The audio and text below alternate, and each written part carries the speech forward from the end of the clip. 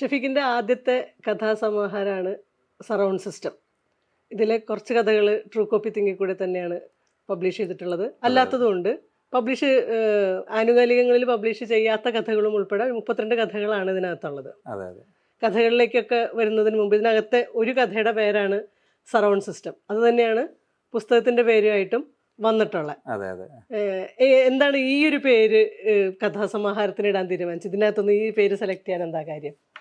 ഇതിന് 1-2 മീനിങ് ആണ് ഞാനകത്ത് ഉദ്ദേശിച്ചത്. ഒന്ന്, നമ്മുടെ സറൗണ്ടിൽ നടക്കുന്ന സറൗണ്ട് സിസ്റ്റം പ്രധാനമായിട്ടും ഒരു തിയേറ്ററിൻ്റെ ഉള്ളിലെ അല്ലെങ്കിൽ അങ്ങനെ ഒരു സൗണ്ട് സിസ്റ്റത്തിൻ്റെ പേരാണ് സറൗണ്ട് സിസ്റ്റം. സറൗണ്ട് സിസ്റ്റം 5.1 2.1 എന്നൊക്കെ പറയുന്ന അങ്ങനെ ഒരു ഇതുണ്ട്.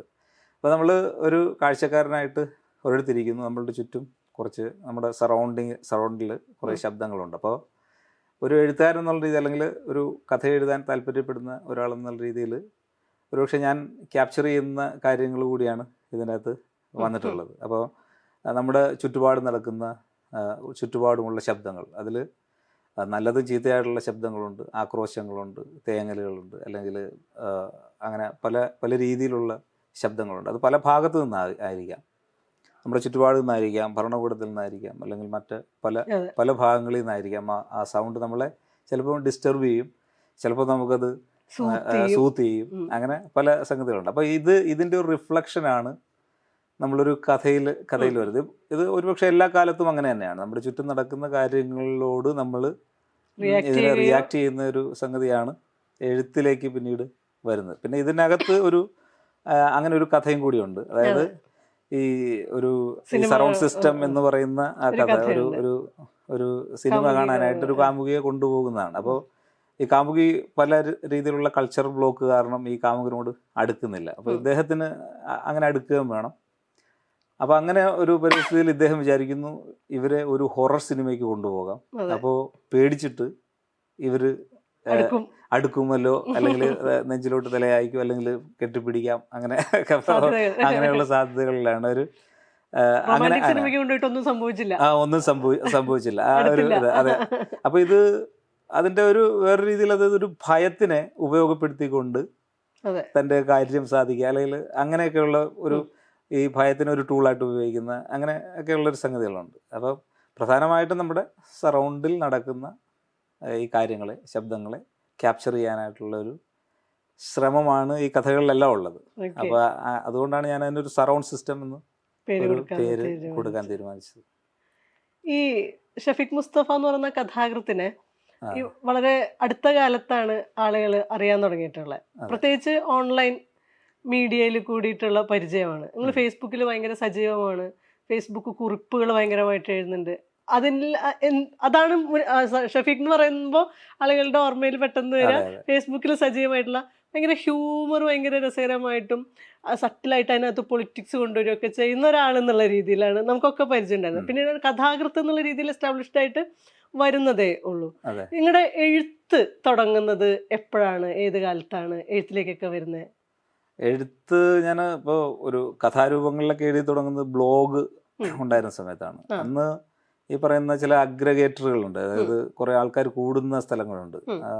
അപ്പോൾ അവിടെ കുറേ ബ്ലോഗേഴ്സിൻ്റെ ബ്ലോഗ്സ് ലിസ്റ്റ് ചെയ്യും. അപ്പം അതിൽ പല രീതിയിൽ എഴുതുന്ന ആൾക്കാരുണ്ട്.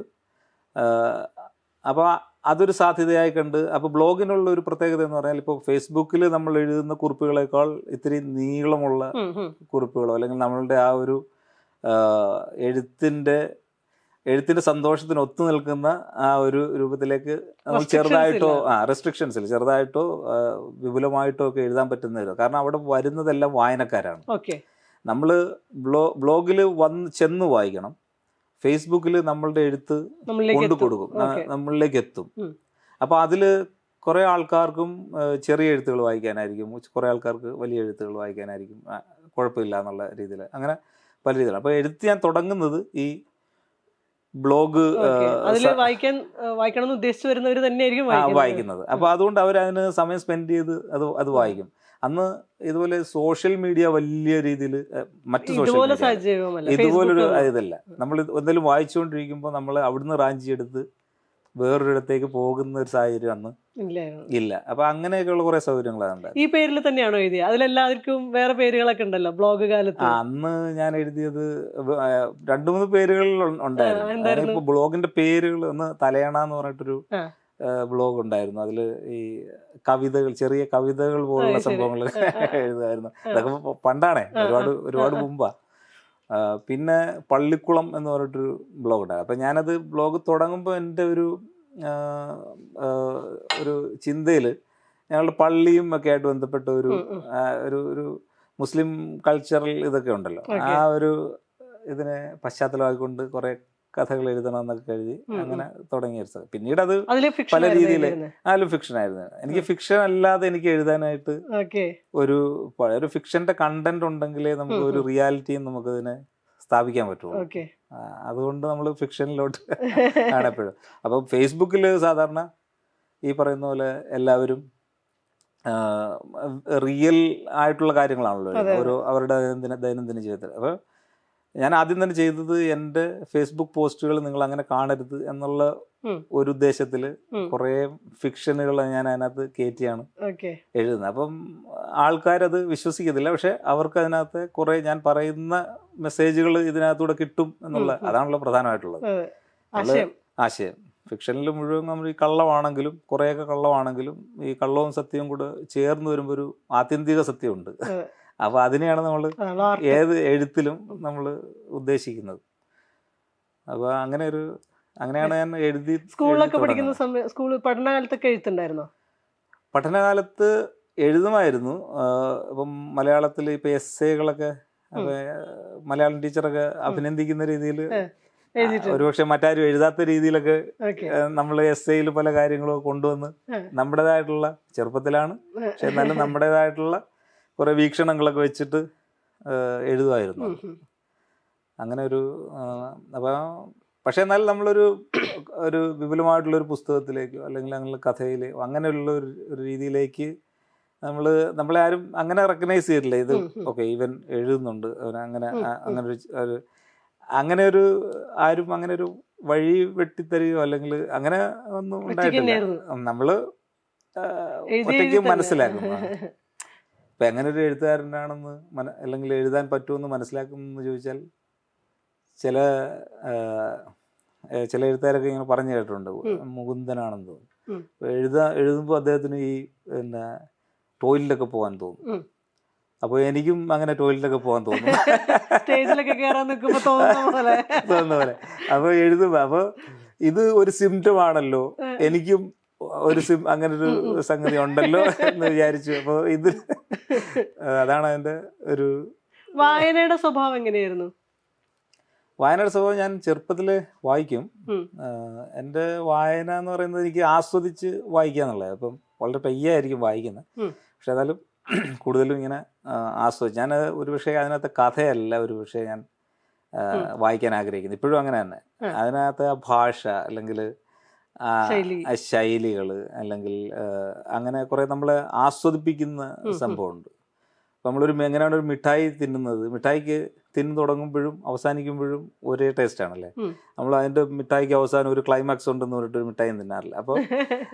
അപ്പോൾ ആ രീതിയിലാണ് നമ്മുടെ ആ ഒരു വായന. ഒരുപക്ഷെ എനിക്ക് അതുകൊണ്ട് തന്നെ ഒരു പുസ്തകം പകുതി വായിച്ചിട്ട് എനിക്ക് ഉപേക്ഷിച്ചാലും എനിക്ക് കുഴപ്പമില്ല. എനിക്ക് അതിനകത്ത് എന്ത് സംഭവിക്കുന്നു എന്നുള്ളതല്ല, ഓഫ് കോഴ്സ് അത് നമ്മൾ സംഭവിക്കുന്നു എന്നൊക്കെ ഉള്ളത് നമുക്ക് അഡീഷണൽ ആയിട്ട് കിട്ടുന്ന കുറെ സംഭവങ്ങളാണ് അതിനകത്ത് വരുന്ന.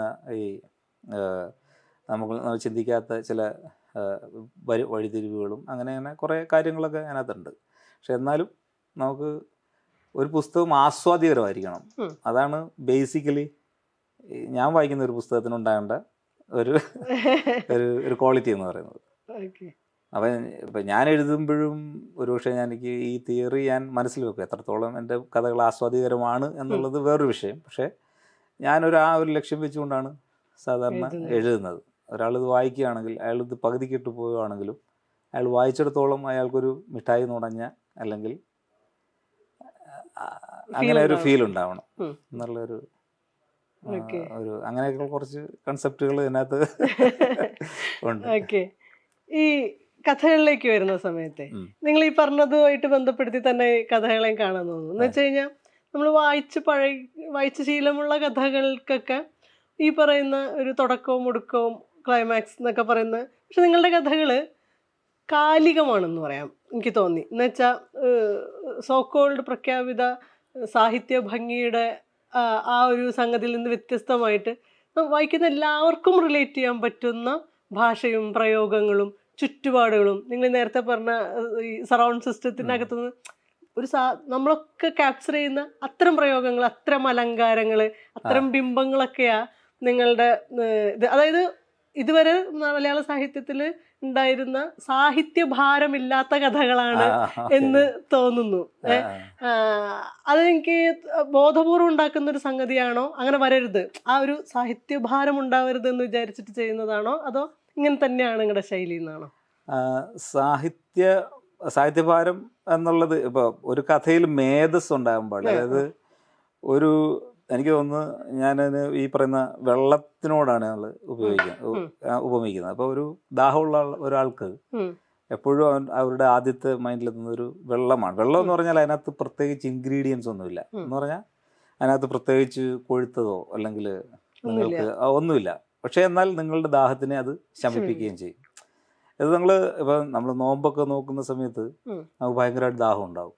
അപ്പോൾ നമുക്ക് ഒരു ജ്യൂസ് എടുത്തിരുന്നാൽ അതിൻ്റെ ഇപ്പുറത്തൊരു കുറച്ച് വെള്ളം ഇരുന്നാൽ ഈ ശുദ്ധമായിട്ടുള്ള ജലത്തോടായിരിക്കും നമുക്ക് ഭയങ്കര അട്രാക്ഷൻ തോന്നുന്നത്. അപ്പോൾ നമുക്കൊരു ആവശ്യവും തോന്നുന്നത് അതാണ് നമ്മൾ ആദ്യം എടുത്ത് കുടിക്കുന്ന ഒരു സംഭവം. അപ്പോൾ സാഹിത്യത്തിൽ ഇതൊന്നും വേണ്ടെന്നല്ല, നമ്മുടെ ഭാഷയെ എൻട്രി ചെയ്യുന്നതിലൊക്കെ ഒരുപാട് ഈ പറഞ്ഞ അലങ്കാരങ്ങളും മറ്റുള്ള കാര്യങ്ങളും എല്ലാം ഇതിനകത്ത് വർക്ക് ചെയ്യുന്നുണ്ട്. അപ്പോൾ വളരെ തെളിഞ്ഞ വളരെ പച്ചവെള്ളം പോലുള്ള ഭാഷ ഒരു പക്ഷേ എപ്പോഴും അത് സാധ്യമാവണമെന്നില്ല. അപ്പോൾ എന്നാൽ ഇതേ വെള്ളത്തിനെ നമ്മൾ ഒരു ആസ്വാദ്യകരമായിട്ടുള്ള ഒരു രീതിയിലേക്ക്, ഭാഷയുടെ കാര്യത്തിൽ വരുമ്പോഴത്തേക്ക് ഒരു രീതിയിലേക്ക് നമുക്ക് മാറ്റി കൊണ്ടുപോകാൻ പറ്റിക്കഴിഞ്ഞാൽ വളരെ നന്നായിരിക്കും. അപ്പോൾ അതിന് ഞാൻ ചിന്തിക്കുന്ന ഒരു സംഗതി, ഈ വായനക്കാരൻ ഒരു വലിയ എക്സ്പീരിയൻസ് ഉള്ള ഒരാളായിട്ടാണ് ഞങ്ങൾ. കാരണം ഇത്രയും കാലത്തെ സാഹിത്യവും ഇത്രയും കാലത്തെ ഈ പറഞ്ഞ അവർ ഒരുപാട് ആർട്ടുകൾ ആസ്വദിച്ച പലതരം എഴുത്തുകളും എല്ലാം ആസ്വദിച്ചിട്ട് ഇരിക്കുന്ന ഒരാളാണ്. ഒരാളുടെ മുന്നിലേക്കാണ് ഞാൻ ഈ പുതുകാലത്തെ ഒരു കഥ കൊണ്ടുവന്ന് വെക്കുന്നത്. അപ്പോൾ ഞാൻ അതിൽ ഒരു പൂമരം എന്ന് പറഞ്ഞാൽ തന്നെ അതിനകത്ത് ഞാൻ എക്സ്ട്രാ കുറേ സാധനങ്ങൾ കയറ്റേണ്ട ആവശ്യമില്ല. ആ മരത്തിൻ്റെ ബാക്കിയുള്ള കാര്യങ്ങൾ ഒരുപക്ഷെ അത് വേറൊരു രീതിയിൽ നമുക്ക് ഇതിനെ എൻഹാൻസ് ചെയ്യാൻ വേണ്ടിയൊക്കെ നമ്മൾ ഉപയോഗിച്ചേക്കാം. പക്ഷെ എന്നാലും ഈ വായനക്കാരൻ്റെ ഒരു വലിയ ലൈബ്രറി ആയിട്ടാണ് ഇരിക്കുന്നത്. അവൻ്റെ മനസ്സിൽ ഒരുപാട് പൂമരങ്ങളുണ്ട്, ഒരുപാട് സംഗതികൾ അവരുടെ ഈ മനസ്സിൽ തന്നെയുണ്ട്. പൂമരം വേണ്ട, നമ്മളൊരു കൊട്ടാരത്തിലേക്ക് കടക്കുന്നു എന്ന് പറഞ്ഞാൽ തന്നെ ഈ വായനക്കാരൻ അവൻ്റെ ലൈബ്രറിയിൽ നിന്നൊരു കൊട്ടാരം ഓൾറെഡി എടുത്ത് വെക്കും. പിന്നെ അതിനകത്ത് നമ്മൾക്ക് വേണ്ട ഈ കൊട്ടാരത്തിനെ പിന്നെ നമ്മൾ കുറച്ചൊന്ന് രൂപപ്പെടുത്തണം. ഇയാളുടെ കയ്യിൽ കിടക്കുന്ന കലങ്ങിയ കൊട്ടാരം ഇപ്പോൾ ഓൾറെഡി ഉള്ളത്. അപ്പം അതിന് രൂപപ്പെടുത്താനായിട്ട് നമ്മൾ വളരെ കുറച്ച് ടൂൾസ് നമ്മൾ ഉപയോഗിച്ചിട്ട് തന്നെ നമ്മളതിനെ സ്പ്രെഡ് ചെയ്യും, നമ്മളതിനെ അവരുടെ ഇതിലേക്ക് കൊണ്ടുവരും. അതുകൊണ്ട് ഇപ്പം ആളുകൾ പറയും, നിങ്ങൾ വായിക്കുമ്പോൾ അതുപോലെ അതേ സാഹചര്യം പോലെ തോന്നുന്നു, അങ്ങനെ തോന്നുന്നു, ഇങ്ങനെ തോന്നുന്നു എന്നൊക്കെ പറയുമ്പോൾ അത് അവരുടെ ഉള്ളിൽ ഈ പറയുന്ന ഒരു ഡയറക്ടറും ഒരു കലാസംവിധായകനും ഒക്കെ ഉള്ളത് കൊണ്ടാണ് അവർക്ക് അങ്ങനെ അത് ഉണ്ടാക്കിയെടുക്കാൻ കഴിയുന്നത്. അപ്പം അതുകൊണ്ട് തന്നെ അപ്പം ഈ തെളിഞ്ഞ ഒരു ഭാഷയിൽ എന്നാൽ അതിനകത്ത് എങ്ങനെ നമുക്ക് ഒരു ആർട്ട് കൊണ്ടുവരാം എന്നൊക്കെയുള്ള ശ്രമങ്ങൾ ഈ പറഞ്ഞ പോലെ ബോധപൂർവമായിട്ട് നടത്താറുണ്ട്. എന്നാൽ നമ്മൾ ഉപയോഗിക്കുന്ന ഭാഷ എത്രയോ കാലങ്ങളായിട്ട് ആളുകൾ ഉപയോഗിച്ച ഭാഷയും അതേ വാക്കുകളും അതേ സംഗതികളും അതേ പല കാലത്തു നിന്നുള്ള വാക്കുകൾ ഈ പറഞ്ഞ പോലെ എടുത്ത് ഇന്നത്തെ കാലത്തേക്ക് നിരത്തി വെക്കുന്നു. അങ്ങനെ കുറെ ഈ ഭാഷയിൽ പഴയ കാലത്തിന്റെ പുതിയ കാലത്തിന്റെ കുറെ വാക്കുകളുണ്ട് ഇതിനകത്ത്. അതായത് ടെക്നോളജി ആയിട്ട് ബന്ധപ്പെട്ട, അല്ലെങ്കിൽ നമ്മൾ എന്താ പറയാ, പുതിയ ജനറേഷൻ ഉപയോഗിക്കുന്ന ഭാഷ, അത്തരം വാക്കുകൾ, അങ്ങനെയൊക്കെ എനിക്ക് തോന്നി. അതില് പുതിയ ജനറേഷന്റെ ഭാഷ, അവരുടെ രീതികൾ. ഇപ്പൊ അതിനകത്ത് ഒരു പയ്യൻ ബൈക്ക് അവന് ആൾട്ടർ ചെയ്ത് അവന് ഉപയോഗിക്കും. അത് ഓൾട്രേഷൻ എന്ന് പറഞ്ഞിട്ടൊരു കഥയുണ്ട്. അതിനകത്ത് ഒരു ബൈക്ക് അവൻ ഓൾട്ടർ ചെയ്തേ ഉപയോഗിക്കുള്ളൂ. അത് നല്ലൊരു ബൈക്ക്, ഒരു ട്രഡീഷണൽ ആയിട്ട് നമ്മൾ സ്പ്ലെൻഡറോ അല്ലെങ്കിൽ അങ്ങനെയുള്ള. അപ്പോൾ അത് പുതിയൊരു ജനറേഷൻ്റെ ഒരു സ്വഭാവം കൂടിയാണ്. അവർ ഓൾട്ടർ ചെയ്യും, അവരുടെ രീതിയിൽ ഓൾട്ടർ ചെയ്യും. നമ്മളുടെ ഭാഷ എടുത്തിട്ട് അവർ ഒരുപക്ഷെ ഓൾട്ടർ ചെയ്ത് അവർ ഉപയോഗിക്കും. അപ്പൊ അതിനകത്ത് അവസാനം ആ സ്ത്രീ പറയുന്നുണ്ട്, എനിക്ക് നിന്റെ ബൈക്കിന്റെ പുറകിൽ കയറണമെന്ന് ആഗ്രഹമുണ്ട്. അപ്പൊ നോക്കിയിട്ട് പറയുന്നു, കുറച്ച് ഓൾട്രേഷൻ വേണ്ടി വരും നിങ്ങൾക്ക്. ഇത് എങ്ങനെയൊക്കെ ആൾക്കാർ ഇത് വായിക്കുമെന്ന് അറിയത്തില്ല. ഇപ്പൊ ഞാൻ ഒരു കഥ എഴുതുമ്പോൾ ഇതെല്ലാം കൂടെ വെച്ചല്ല ഞാൻ എഴുതുന്നത്. അപ്പൊ ഞാൻ ആ കഥ എഴുതിയതിനു ശേഷം ഞാൻ തന്നെ വായിക്കുമ്പോൾ എനിക്ക് തോന്നിയിട്ടുള്ളൊരു സംഭവമാണ് ഞാൻ പറയാം, പുതിയ ജനറേഷൻ. അപ്പൊ അങ്ങനെയൊക്കെ ഉണ്ട്. പുതിയ ജനറേഷൻ പുതിയ വാക്കുകൾ ഉണ്ടാക്കും, പുതിയ പ്രയോഗങ്ങൾ ഉണ്ടാക്കുക, എല്ലാം കഥകളിൽ വരികയും ചെയ്യും. നിങ്ങൾ നേരത്തെ വെള്ളത്തിന്റെ കഥ പറഞ്ഞില്ലേ, കഥ വെള്ളം എന്നൊക്കെ. നിങ്ങളുടെ കഥകളിൽ ഈ പറഞ്ഞ വെള്ളം ഭയങ്കര സാന്നിധ്യമായിട്ട് തോന്നി, പലതരത്തിലുള്ള വെള്ളം. ഇപ്പൊ മാക്കിക്കയും കായലെന്ന് പറയുന്നതിനകത്തെ കായല്, കടല്, അതായത് വെള്ളത്തിന്റെ ഒരു ചുറ്റുപാടിനകത്ത് വളർന്ന ജീവിച്ച ഒരാളുടെ കാഴ്ചകൾ എന്നുള്ള രീതിയിൽ വേണമെങ്കിൽ വ്യാഖ്യാനിക്കാവുന്ന വെള്ളം ചുറ്റപ്പെട്ടു. അതിനകത്ത് ഈ മാക്കിക്കയും കായലും എന്നുള്ളതൊക്കെ എന്താ പറയാ, ഒരു വലിയ പരിസ്ഥിതി രാഷ്ട്രീയം മുന്നോട്ട് വയ്ക്കുന്നുണ്ട്. അത് പക്ഷെ നമുക്ക് ഏറ്റവും അവസാനത്തിലേക്ക് എത്തുമ്പോഴേ ആ ഒരു ടേണൊക്കെ വരുന്നുള്ളൂ. അതുവരെ മനുഷ്യരുടെ ജീവിതവും തന്നെയാണ് പോയിക്കൊണ്ട് അവസാനത്തിൽ ഈ ട്വിസ്റ്റ് ഒക്കെ കൊണ്ടുവരുന്നത്. അതെല്ലാ കഥകളുടെയും പൊതു സ്വഭാവമാണെന്ന് തോന്നുന്നു. അതായത് ഹ്യൂമറും ഫിക്ഷനും ഒക്കെ കൊണ്ടുവന്ന് അവസാനത്തെ സീനിലോ വാചകത്തിലോ ഒക്കെ മാത്രമാണ് അത് പറയാൻ ഉദ്ദേശിക്കുന്ന കണ്ടന്റ് കൊണ്ടുവരുന്നത് അല്ലേ. അപ്പൊ ഈ വെള്ളവുമായിട്ടുള്ള നിങ്ങളുടെ ബന്ധം എന്താണ്? അങ്ങനെ ഒരു പ്രദേശമാണോ? അതെ, ഞാൻ താമസിക്കുന്നത് രണ്ടു വശത്തും വെള്ളമുള്ള ഒരു പ്രദേശമാണ്. വെള്ളം ഈ പറഞ്ഞ പോലെ എൻ്റെ ജീവിതത്തിൽ വളരെ സാന്നിധ്യം ഉള്ള, അതായത് ഒരു വശത്ത് കായൽ, ഒരു വശത്ത് കടൽ, ഒരു നാട പോലെ കിടക്കുന്ന പ്രദേശമാണ് ഈ ആറാട്ടുപുഴ എന്ന് പറയുന്ന പ്രദേശം. അതുകൊണ്ട് ചെറുപ്പത്തിലൊക്കെ നമ്മൾ എപ്പോഴും ഈ കായലിൽ കുളിക്കുക, എന്നിട്ട് സ്കൂളിൽ പോവുക, അങ്ങനെയൊക്കെയുള്ള ഇത്. അപ്പം നമ്മൾ കായലിൽ കുളിക്കുമ്പോൾ നമുക്ക് കാണാൻ പറ്റും അപ്പുറത്ത് ടീച്ചർ ഇങ്ങനെ കടത്തുവള്ളത്തിൽ ക്രോസ് ചെയ്യുന്ന.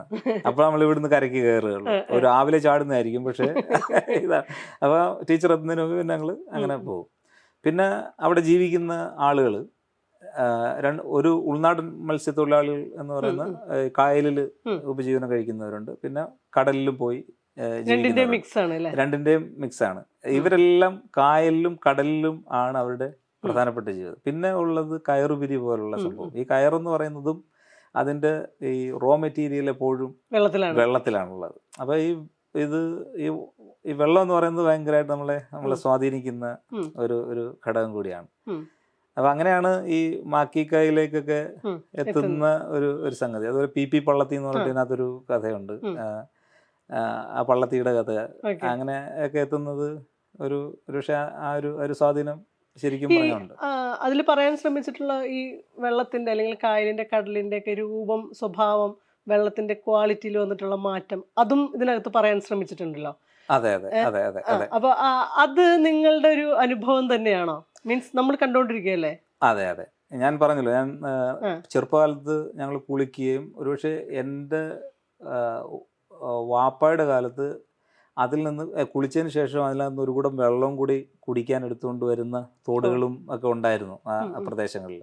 പക്ഷെ ഇപ്പോൾ അങ്ങനെ നമുക്ക് ചിന്തിക്കാനേ പറ്റില്ല. ഇപ്പം നമ്മൾ അത് ഭയങ്കരമായിട്ട് മലിനപ്പെടുകയും അതിനകത്ത് എണ്ണ പോലെയുള്ള പാടകളും ഇങ്ങനെയുള്ള ഇപ്പം നമുക്ക് കുളിക്കാൻ പറ്റില്ല, കണ്ടാമിനേറ്റഡ് ആയിട്ട് മാറിയിരിക്കുന്ന ഒരു അവസ്ഥയുണ്ട്. അപ്പോൾ ആ കഥയിൽ രണ്ട് ജീവിതങ്ങളാണ് പാരലലി പോകുന്നത്. ഒന്ന് ഈ പറയുന്ന മാക്കിക്ക എന്ന് പറയുന്ന ഒരാളുടെ ജീവിതം, പിന്നെ ഈ കായലിൻ്റെ ജീവിതം. സത്യത്തിൽ മാക്കിക്ക കായലിൻ്റെ തന്നെ ഒരു പ്രതീകമാണ്. രോഗാതുരനായി ഏകദേശം മരിച്ചുകൊണ്ടേയിരിക്കുന്ന ഒരു ഇതാണ്. അപ്പം അതാണ് മാക്കിക്കയും കായലും എന്നുള്ള ആ കഥയിൽ നമ്മൾ പ്രധാനമായിട്ടും ഉദ്ദേശിച്ചത്. ഈ പറഞ്ഞ പോലെ നമുക്ക് എത്രയോ പള്ളത്തികളൊക്കെ നമ്മൾ ചൂട്ടിട്ട് പിടിക്കും, ഈ കരിമീൻ എന്നെ പിടിക്കും. പക്ഷേ ഇടക്കാലത്ത് കരിമീനുകൾക്കൊക്കെ വ്രണങ്ങളൊക്കെ ഉണ്ടായിട്ടുള്ള സംഭവങ്ങൾ, അങ്ങനെയൊക്കെ കുറേ നമ്മളെ ദുഃഖിപ്പിക്കുന്ന സംഗതികൾ ഉണ്ട്. അതാണ് നമ്മുടെ അതിനെപ്പറ്റി പാരിസ്ഥിതിക മാറ്റം കൂടിയാണ് അതിനകത്ത് നമ്മൾ പറയുന്നത്. പാരിസ്ഥിതിക മാറ്റം അതിനകത്ത് ഒരു പക്ഷേ ആ ഒരു ചെറിയൊരു കഥയാണെങ്കിൽ അതിനകത്ത് ഞാൻ ഉദ്ദേശിക്കുന്നത് ഇപ്പം യന്ത്രങ്ങൾ വരുന്നു, ഫാക്ടറികൾ വരുന്നു. ഇപ്പോൾ ഇതിനകത്ത് 3 തലത്തിലുള്ള ജീവിതങ്ങളുണ്ട്. ഒന്ന് കരയിൽ ജീവിക്കുന്ന ആളുകൾ, അവരുടെ ജീവിതത്തിലുണ്ടാകുന്ന മാറ്റം, ഈ കായൽ ജീവിക്കുന്ന ആൾ, പിന്നെ ഈ കായൽ. ഇങ്ങനെ 3 ജീവിതങ്ങൾ പാരലലി പോവുകയാണ്. അതിൽ ഒരു ജീവിതം നാഗരികവൽക്കരിക്കപ്പെടുകയും മറ്റേ ജീവിതം അതിൻ്റെ ഭാഗമായിട്ട് നഷ്ടപ്പെട്ടു പോവുകയും ചെയ്യുന്നു. ഈ കായലിൻ്റെയും അതിനകത്ത് ജീവിക്കുന്ന മാക്കിക്ക ഉൾപ്പെടെയുള്ള ജീവികളുടെയും ജീവിതത്തെ അത് ബാധിക്കുന്നു എന്നുള്ളതാണ് ഇതിൻ്റെ ഒരു അതിനകത്തൊരു ലെയറിൽ കിടക്കുന്ന സംഗതി. ഇതും ഞാൻ വായിക്കുമ്പോൾ കാണുന്ന ഒരു സംഭവം. എഴുതുമ്പോ തോന്നുന്നതാണോ? പിന്നീട് നമ്മൾ അധികം പേരും പറഞ്ഞിട്ടുണ്ട്, ഞാൻ എഴുതി കഴിഞ്ഞാൽ ഞാൻ വായിക്കല് കുറവാണ്, സ്വന്തം കഥ വായിക്കാൻ അത്ര ഇഷ്ടമല്ല എന്ന് പറയുന്നവരുണ്ട്. സ്വന്തം കഥ നിരന്തരം വായിച്ചുകൊണ്ടിരിക്കുന്ന ആളുകളുണ്ട്. നമ്മുടെ കഥ തന്നെ വീണ്ടും വീണ്ടും വായിക്കുമ്പോഴേ ഒരു വേറെ ആൾ എഴുതിയ കഥ വായിക്കുന്നത് പോലെ തോന്നാറുണ്ടോ? അത് കുറെ കാലം കഴിഞ്ഞ് നമ്മൾ വായിക്കുമ്പോൾ ഇത് ഞാൻ എങ്ങനെ എഴുതി എന്ന് തോന്നാറുണ്ട്. ഇത് എവിടുന്ന് വന്നു, ഈ സംഗതി എങ്ങനെ എൻ്റെ ഉള്ളിലോട്ട് കയറി വന്നു എന്ന് ഞാനിങ്ങനെ അത്ഭുതപ്പെടും. അത് പക്ഷേ എല്ലാവർക്കും അങ്ങനെ തന്നെ, ഏത് ചെറിയ കവിത എഴുതുന്നു, ഏത് ചെറിയ കഥ എഴുതുന്ന ഒരാൾക്കും അത് ഒരുപക്ഷെ തോന്നിയേക്കാം. പക്ഷെ ഇത് വേറൊരാൾ എഴുതിയതാണെന്ന് എനിക്ക് അങ്ങനെ തോന്നാറില്ല. ഞാൻ കഥ എഴുതുന്നത് ഞാൻ സ്വന്തമായിട്ടും കുറച്ച് ആസ്വദിക്കാറുണ്ട്. എഴുത്ത് പ്രോസസ്സ് ഭയങ്കര ആസ്വാദനം തരുന്ന ഒരു സംഭവം. എഴുത്ത് പ്രോസസ്സ് എന്ന് പറഞ്ഞാൽ പക്ഷെ ഇത്രത്തോളം ആസ്വദിക്കാൻ പറ്റുന്ന വേറൊരു സംഭവം ഇല്ലെന്ന് വേണമെങ്കിൽ പറയാം. കാരണം നമ്മളിപ്പോൾ ഒരു ഓർമ്മ എഴുതുന്നു, നമുക്ക് എഴുതാനുള്ള ആ തുടക്കത്തിൽ മാത്രമേ ഉള്ളൂ നമുക്ക് ഒരു വിഷയം. നമ്മൾ ഓർമ്മയുടെ ഒരു ചെറിയ തുണ്ടായിരിക്കും നമ്മുടെ ഉള്ളിലുണ്ടാവുക ആ സമയത്ത് നമ്മൾ ഓർമ്മ എഴുതുന്നു. പക്ഷെ നമ്മൾ എഴുതി തുടങ്ങി താഴ്ത്തു വരുമ്പോൾ ഓർമ്മയുടെ സകല ഡീറ്റെയിൽസും നമ്മുടെ പുറകിലേക്ക് ഇതിനകത്തോട്ട് കടന്നു വരും, അറിയാതെ വരും. അത് എൻ്റെ പ്രവാസ ജീവിതത്തിൽ എനിക്കിത് ഭയങ്കരമായിട്ട് ഉപകാരപ്പെട്ടു. അപ്പം നമ്മൾ നാട് മിസ് ചെയ്യുന്നു, നമ്മൾ ഗൾഫിലാണ്. അപ്പം എനിക്ക് നാട്ടിലൂടെ ഒന്ന് സഞ്ചരിക്കണം, എനിക്ക് നാടിനെ ഒന്ന് കാണണം എന്ന് തോന്നുമ്പോൾ നമ്മൾ എഴുതുമ്പോൾ നമ്മൾ അതിൻ്റെ ഇടവഴികളിലൂടെയും ആ റോഡിലൂടെയും തോടിലൂടെയും കായൽ, കടൽ, ഇതിലെല്ലാം കൂടെ നമ്മൾ ഒരുപക്ഷെ അക്ഷരത്തിലേക്ക് വരുത്തില്ലെങ്കിലും നമ്മുടെ ചിന്താമണ്ഡലം ഈ പറഞ്ഞ ഇതിൻ്റെ ഉള്ളിൽ ഇതിൽ കിടന്ന് കറങ്ങും. അത് ഭയങ്കരമായിട്ടുള്ള ഒരു സംഗതിയാണ്. അതെ, റീകളക്ടിങ് എന്ന് പറയുന്ന ഒരു പ്രോസസ് ഇതിനകത്ത് നടക്കും. ഈ വെള്ളം പ്രമേയമായ മറ്റേ ഒരു കഥയാണ് നമ്മുടെ തന്നെ പബ്ലിഷ് ചെയ്ത ഒരേ നിറമുള്ള കടൽ എന്ന് പറയുന്നത്. അതിന്റെ വെള്ളത്തിന്റെ സാധ്യത വേറെ രീതിയിലാണ് ഉപയോഗിച്ചേക്കുന്നത്. ഏറ്റവും പുതിയ നമ്മളെല്ലാം ഇടപെടുന്ന ടിക്ടോക്കും ലൈക്കും ഷെയറും ഒക്കെ ആയിട്ട് ബന്ധപ്പെടുത്തിക്കൊണ്ട് കടലും കൂടെ ബന്ധപ്പെടുത്തിയിട്ടുള്ളൊരു കഥ. അത് ഭയങ്കരമായിട്ട് വായിക്കപ്പെടുകയും ചെയ്തിട്ടുള്ള ഒരു കഥയാണ്. അതിനകത്ത് ചിന്ത എന്ന് പറയുന്നതും ഭയങ്കര ഒരേ സമയം ഭയങ്കര ഹ്യൂമർ എലമെന്റ് ഉള്ളതുമാണ്, ഭയങ്കര രസകരമായിട്ട് വായിച്ചു പോകാവുന്ന ഒരു ഫാന്റസി എലമെന്റും കൂടെ ഉള്ള ഒരു സംഗതിയാണ്. ആ കഥയിലേക്ക് വന്ന ചിന്തയും രൂപപ്പെടലൊക്കെ എങ്ങനെയാ? ആ കഥയിലേക്ക് ഇപ്പോൾ എൻ്റെ മിക്കവാറും കഥകൾ ഇങ്ങനെ ഒരു തന്തു മനസ്സിൽ വെച്ചുകൊണ്ടല്ല ഇങ്ങനെ എഴുതുന്നത്. അപ്പോൾ എനിക്ക് എഴുതണമെന്ന് തോന്നുമ്പോൾ അതുകൊണ്ട് എനിക്ക് എൻ്റെ സ്വയം വിശ്വാസം എന്ന് പറഞ്ഞാൽ എനിക്ക് എഴുതാനൊരു കഥാതന്തുവിൻ്റെ ആവശ്യമില്ല എന്ന് വിശ്വസിക്കുന്ന ഒരാളാണ് ഞാൻ. ഞാൻ എഴുതണമെന്ന് ആഗ്രഹിക്കുമ്പോൾ ഞാൻ അങ്ങ് എഴുതും. കുറെ അങ്ങ് എഴുതി വരുമ്പോൾ ഒരു തന്തു രൂപപ്പെടും. എന്നിട്ട് അതിനെ നമ്മൾ ചിലപ്പോൾ ഒന്ന് ഉൾട്ടടിച്ചും ചിലപ്പം മുന്നിൽ നിന്ന് കുറച്ച് ഭാഗം വെട്ടി മാറ്റി അല്ലെങ്കിൽ മുന്നിലുള്ള എടുത്ത് പിന്നിട്ടും അങ്ങനെ അതിനെ നമുക്കൊന്ന് റീവർക്ക് ചെയ്തെടുക്കാം. അപ്പം നമുക്ക് അങ്ങനെ കിട്ടും. അപ്പം ഞാൻ ഒരു പ്രാവശ്യം ഓഫീസിലിരുന്ന് വലിയ ജോലിയൊന്നും ഇല്ലായിരുന്ന സമയത്ത് ഞാൻ അങ്ങനെ എഴുതി തുടങ്ങിയാണ് അശോകനെ കാണുവാനില്ല എന്ന് നമ്മൾ തുടങ്ങുക. അപ്പം അത് തുടങ്ങി അവസാനം നിൽക്കുന്നത് ഇങ്ങനെ ഒരു ഇതാണ്. അപ്പം എനിക്ക് ഈ വാക്കുകളിൽ ഭയങ്കര വിശ്വാസം എന്ന് പറഞ്ഞാൽ ഈ വാക്ക് ഒരു ചെയിൻ റിയാക്ഷൻ ഉണ്ടാക്കുന്ന സംഗതിയാണ് വാക്കുകൾ. ഒരു വാക്കിന് ഒറ്റയ്ക്ക് നിൽക്കാൻ പറ്റത്തില്ല. ഒരു വാക്കിന്റെ കൂടെ ഒരുപാട് വാക്കുകൾ ഉണ്ടെങ്കിൽ അതിന് നിലനിൽക്കാൻ പറ്റും, കംപ്ലീറ്റ് ആയിട്ട് അതിന് നിൽക്കാൻ പറ്റുള്ളൂ. അപ്പം അശോകൻ എന്ന് മാത്രം നമ്മൾ എഴുതിയാൽ അതിന് നിലനിൽപ്പില്ല. അപ്പം അതിനെ കാണുവാനില്ല. പിന്നെ ഇത് ഇങ്ങനെ ഒരു ചെയിൻ റിയാക്ഷൻ പോലെ ഈ അക്ഷരങ്ങൾ നമ്മളെ സഹായിക്കും ഭയങ്കരമായിട്ട്. ഇങ്ങനെ അതാണ് അക്ഷരങ്ങൾ വിത്താണെന്നൊക്കെ പഴയ ആൾക്കാർ പറയുമല്ലോ. വിത്ത് ഇങ്ങനെ കുഴിച്ചിട്ട് കഴിഞ്ഞാൽ അതിങ്ങനെ പടർന്ന് എവിടെങ്കിലും ഒരു അങ്ങനെ ഒരു പടർന്നു കയറി ഒരു ഫലം ഉണ്ടായി തീരും. അപ്പൊ അങ്ങനെ ഒരു ഫിലോസഫിയിലാണ് ഞാൻ വിശ്വസിക്കുന്നത്. അപ്പൊ അതിന്റെ ഭാഗമായിട്ടാണ് ഈ കഥയും ഇങ്ങനെ രൂപപ്പെടുന്നത്. അപ്പോൾ അശോകനെ കാണുവാനില്ല എന്നുള്ളത് പിന്നീട് അതിൻ്റെ തീം നമ്മളുടെ ഈ പറഞ്ഞ സോഷ്യൽ മീഡിയ, പ്രത്യേകിച്ചും ഈ നമ്മൾ ഈ സോഷ്യൽ മീഡിയയുടെ ഒരു വന്നതോടുകൂടി ഇതിനകത്ത് ഡ്യൂപ്ലിക്കേഷൻ അല്ലെങ്കിൽ ഈ കോപ്പിയിങ് ഒരുപാടാണ്.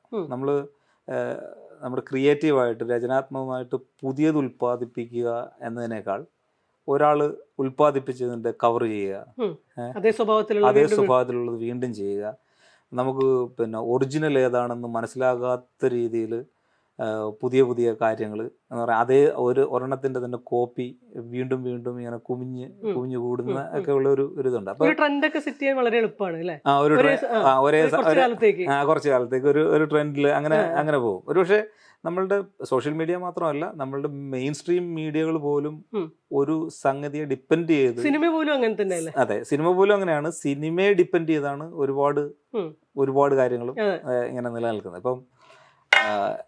ഇപ്പം മ്യൂസിക് തന്നെ ഒരുപാട് കഴിവുള്ള മ്യൂസിക് പാട്ടുകാർ അവർ ഒരാൾ പാടിയ പാട്ട് പാടാനാണ് അവർക്ക് താല്പര്യം. കാരണം ഒരാൾ പാടി ഹിറ്റാക്കിയ ഒരു പാട്ടാണ് വേറൊരാൾ അതേ കഴിവുള്ള ഒരാൾ പിന്നീട് പുതിയതല്ല പാടുന്നത്. അപ്പൊ ഇതൊക്കെ എൻ്റെ ഒരു മനസ്സിലേക്ക് അത് എഴുതുമ്പോൾ, അപ്പം ഈ അശോകൻ എന്ന് പറയുന്നത് ഇയാൾ അശോകനെ പോലെ തന്നെ ഇരിക്കുന്നു. അപ്പം ഇയാൾക്ക് ഒരു ഓപ്പർച്യൂണിറ്റി ഉള്ളത് ഈ പറയും മിമിക്രി മേഖലകളിൽ അങ്ങനെ ഓപ്പർച്യൂണിറ്റി ഉണ്ടാകും. അങ്ങനെയൊക്കെ പറഞ്ഞിട്ട് അങ്ങനെ ഒരു കുറേ സംഗതികൾ, അതൊക്കെയാണ് അതിന്റെ ഒരു പ്രമേയമായിട്ട് വരുന്നത്. എങ്ങനെയാണ് ഡ്യൂപ്ലിക്കേഷൻ അത് പക്ഷേ പഴയ ഒരു സിനിമേന്റെ പെരുവഴിയമ്പലത്തിന്റെ അല്ല, ഏത് സിനിമേന്റെ പോസ്റ്റർ ആയിരുന്നു? പെരുവഴിയമ്പലത്തിന്റെ പോസ്റ്റർ അല്ലേ? പെരുവഴിയമ്പലത്തിന്റെ പോസ്റ്റർ ഗൂഗിളിൽ സെർച്ച് ചെയ്ത് അതില് KPSC ലളിതയും അതേ സംഗതി തന്നെ റിയൽ ലൈഫിലുള്ള ഒരു ഫോട്ടോഗ്രാഫായിട്ട് ക്രിയേറ്റ് ചെയ്യുന്നുണ്ടല്ലേ? അത് ഭയങ്കര രസകരമായിട്ടുള്ള സംഗതിയായിരുന്നു. പിന്നെ അതിന്റെ എൻഡിലേക്ക് പോകുമ്പോ പിന്നെ നമ്മള് അപ്പൊ ഇത് ഒരു സങ്കീർണമായിട്ടുള്ള ഒരു ജീവിതാവസ്ഥയെ സൃഷ്ടിക്കുന്നുണ്ട്. ഈ പറഞ്ഞ ഈ റിയൽ ഏതാ ഡ്യൂപ്ലിക്കേറ്റ് ഏതാ മറ്റേ അങ്ങനെയൊക്കെയുള്ള ഒരു പ്രശ്നം. അപ്പോൾ അവിടെ ആണ് ഇയാൾ ചൂണ്ടയിട്ട് പിടിക്കുമ്പോൾ നിങ്ങൾ അങ്ങനെ പിന്നെ ഇത് നമ്മളുണ്ടാക്കുന്ന ഇമ്പാക്റ്റ്. പിന്നെ ഈ കടലിലേക്ക് പോകുന്നു. കടലിൽ വെച്ച് പിന്നീട് ഇദ്ദേഹത്തിന് കണ്ടെത്തുന്നതിന് മുമ്പ് കുറച്ച് കാര്യങ്ങൾ എന്ന് പറഞ്ഞാൽ ഒരു മത്സ്യത്തിന്റെ ദൈവം എങ്ങനെയാണ് മത്സ്യത്തിനെ സൃഷ്ടിച്ചത്. മത്സ്യം എന്ന് പറഞ്ഞു കഴിഞ്ഞാൽ രണ്ട് ചാപങ്ങൾ.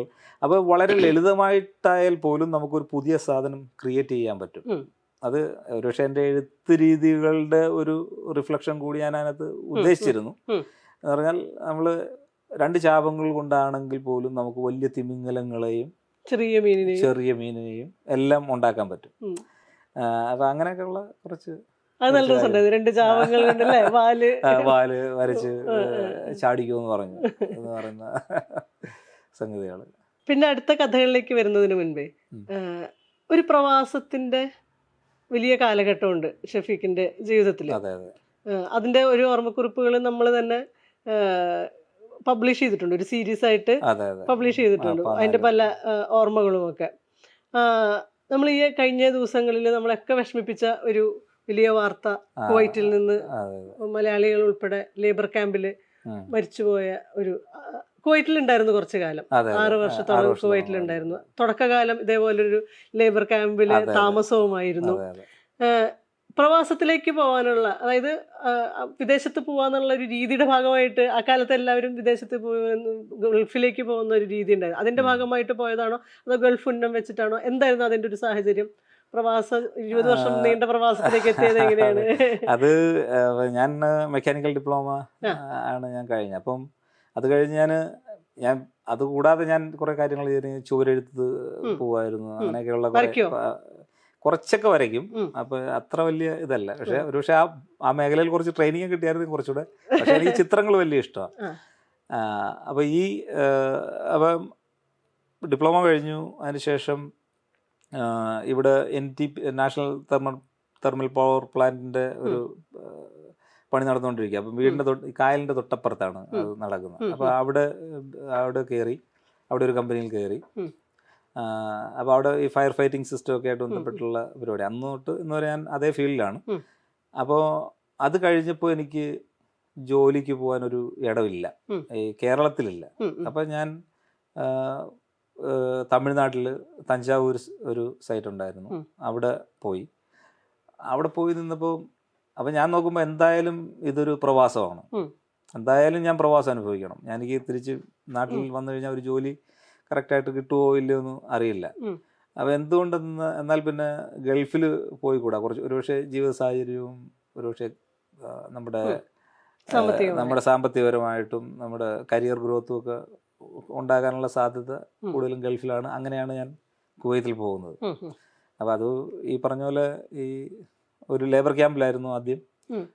10 വർഷത്തിന് ശേഷം എനിക്ക് ആ ലേബർ ക്യാമ്പ് വീണ്ടും സന്ദർശിക്കാനുള്ള ഒരു ഇത് കിട്ടി. പക്ഷെ അത് ഭയങ്കര എനിക്ക് ഒരു ഹാർട്ട് ബ്രേക്കിംഗ് ആയിരുന്നു എന്ന് എനിക്ക് ഇപ്പം തോന്നുന്നു. ഒരുപക്ഷെ ഞാൻ താമസിച്ചിരുന്നത് പോലെ തന്നെയാണ് മറ്റുള്ള ആൾക്കാരും അവിടെ താമസിച്ചിരിക്കുന്നത്. പക്ഷെ എൻ്റെ ജീവിത സാഹചര്യങ്ങൾ മാറിയത് കൊണ്ട് എനിക്ക് ഈ പറഞ്ഞ അത് ഈ ആദ്യം ചെല്ലുമ്പോഴുള്ള ലേബർ ക്യാമ്പിന്റെ അവസ്ഥ എങ്ങനെയാണ്?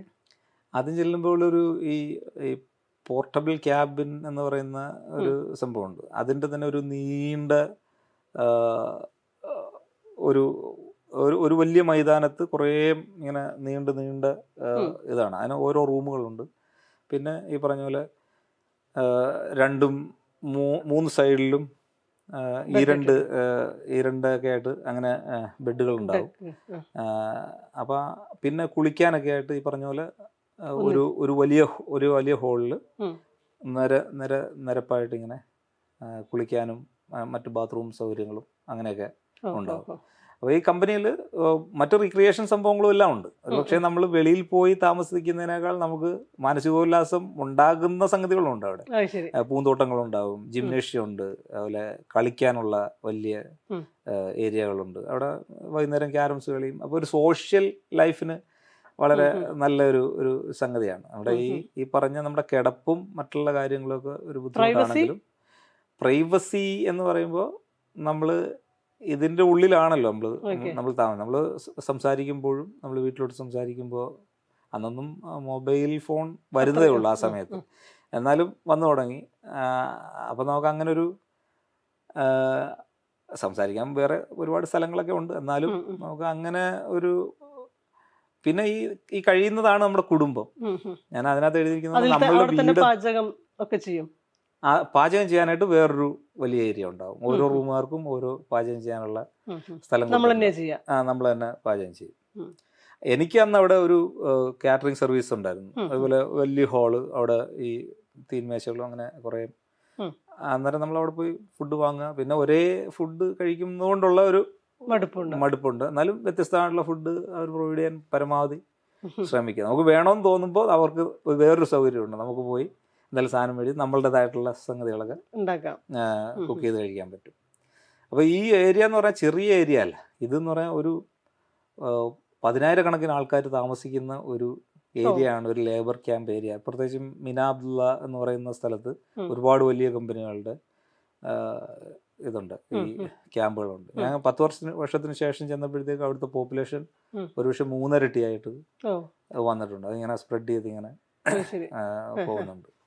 പിന്നെ അവിടെ ലൈഫ് ഇപ്പോൾ നമ്മൾ പിന്നീട് നമ്മൾ ആലോചിക്കുമ്പോൾ ഒരു ഈ പറയുന്ന ക്രിക്കറ്റ് കളി അങ്ങനെ ഇങ്ങനെ മറ്റേന്ന് വെച്ചാൽ എല്ലാം ഉണ്ട്. പിന്നെ ഞങ്ങളുടെ കമ്പനിക്ക് ആനുവൽ സെലിബ്രേഷൻസ് ഉണ്ടായിരുന്നു. അപ്പോൾ അവിടെ ഇവിടെ താമസിക്കുന്നവർ മുഴുവൻ നിങ്ങളുടെ കമ്പനിയിലത്തെ ആളുകളാണ്. എവിടെ ഒരു ക്യാമ്പിൽ മുഴുവൻ നമ്മുടെ ആൾക്കാരായിരിക്കും. അപ്പോൾ ഞാൻ താമസിച്ച ക്യാമ്പിൽ ആ ക്യാമ്പിൽ തന്നെ ഒരു 16,000 പേരോ അതിൽ കൂടുതലും ഉണ്ടാവും ആ ഒരു കോമ്പൗണ്ടിൽ. അതിനോട് ചേർന്ന് തൊട്ടപ്പുറത്ത് നാഷണൽ ഖറാഫി എന്നൊക്കെ പറഞ്ഞിട്ട് വേറെ വലിയ കമ്പനികളുടെ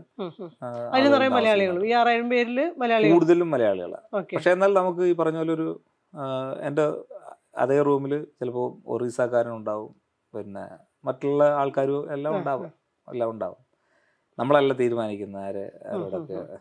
ഈ പ്രവാസത്തിന്റെ ആയിട്ട് ബന്ധപ്പെട്ട ഒരു കഥയുണ്ട് ഇതിനകത്ത്. പോസ്റ്റ്മാൻ എന്ന് പറഞ്ഞിട്ടുള്ള പ്രവാസം എന്ന് വെച്ചാല് ശേഷമനുഷ്യൻ.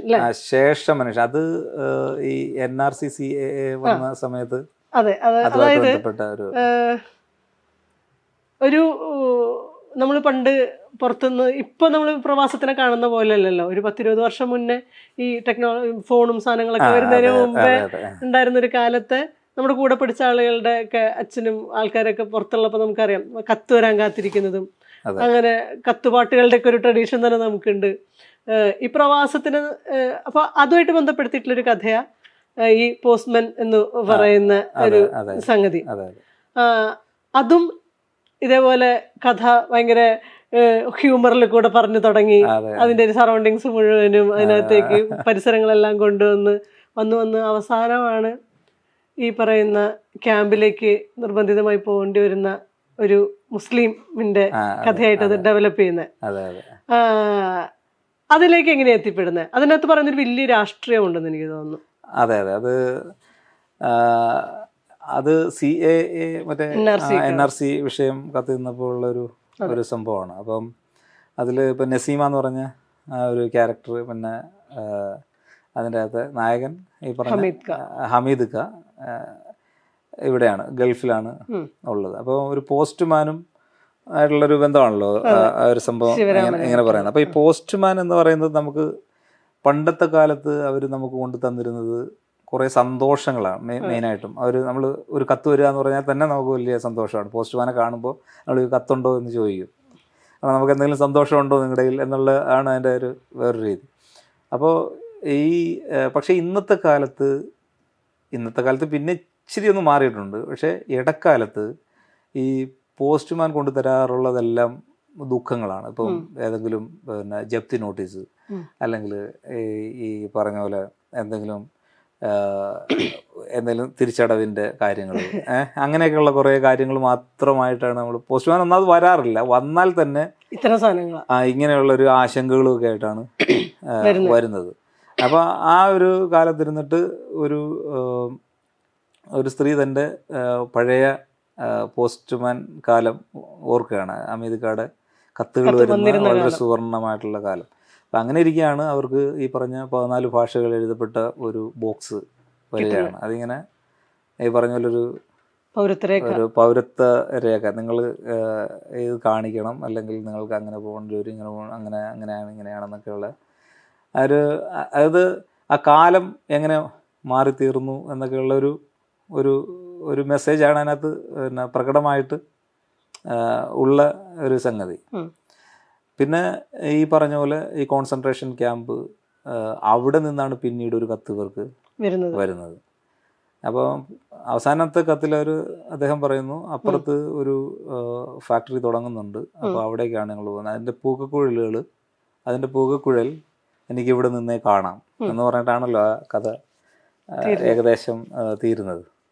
ആ പുകക്കുഴലിൽ ജർമ്മനിയിൽ നമ്മൾ കണ്ട ഒരു പുകക്കുഴലാണത്. ആ പുകക്കുഴലിൽ എന്താണ് പിന്നെ അവസാനം പുകയായി മാറുന്നതെന്നൊക്കെയുള്ള ചിന്തകൾ അവശേഷിപ്പിക്കാൻ ശ്രമിച്ചുകൊണ്ടാണ് ആ കഥ അവസാനിപ്പിക്കുന്നത്. അപ്പോൾ തീർച്ചയായിട്ടും അതൊരു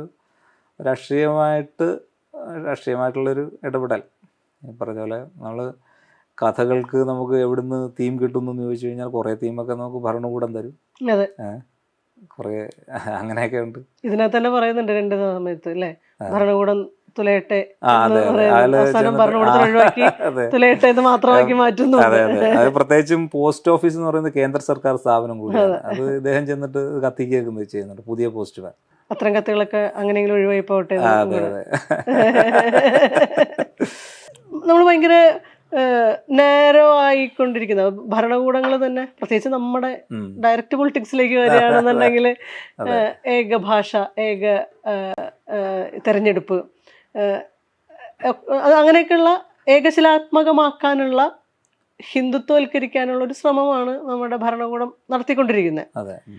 ഈ കഥകളിൽ കൂടെ കടന്നു പോകുമ്പോഴേ നമ്മൾ യാത്ര ചെയ്തിട്ടുള്ള ഒരാൾ, അല്ലെങ്കിൽ പുറത്ത് ജോലി ചെയ്തിട്ടുള്ള ഒരാൾ കണ്ടുമുട്ടുന്ന ഒരുപാട് ലോകം മുഴുവൻ പരന്നു കിടക്കുന്ന വൈജാത്യങ്ങളുടെ ഒരു ലോകമുണ്ട്. ഇന്ത്യക്കാരെന്ന് പറയുന്നത് തന്നെ, ഇന്ത്യ എന്ന് പറയുന്നത് തന്നെ ഈ വൈപുല്യത്തിന്റെ ഒരു കേന്ദ്രമാണ്. പുറത്തേക്ക് യാത്ര ചെയ്യുമ്പോൾ നമ്മൾ കാണുന്നത് മുഴുവൻ ഒക്കെ വേറെ വേറെ വേറെ ആളുകൾ, സംസ്കാരം, ഭാഷ, എന്നിട്ടും നമ്മൾ ഒരുമിച്ച് ഈ കഥകളിൽ മുഴുവന് ആ ഒരു എന്താ പറയാ വൈജാത്യത്തിന്റെ, വൈപുല്യത്തിന്റെ, ബഹുസ്വരതയുടെ ഒക്കെ സംഗതികളുണ്ട്. നമ്മൾ യാത്ര ചെയ്യുമ്പോൾ തുറക്കുകയാണല്ലോ ഭയങ്കരമായിട്ട്. നമ്മുടെ പ്രധാനമന്ത്രി എത്ര യാത്ര ചെയ്തിട്ടൊന്നും തുറക്കുന്നില്ല എന്ന് എനിക്ക് തോന്നുന്നു.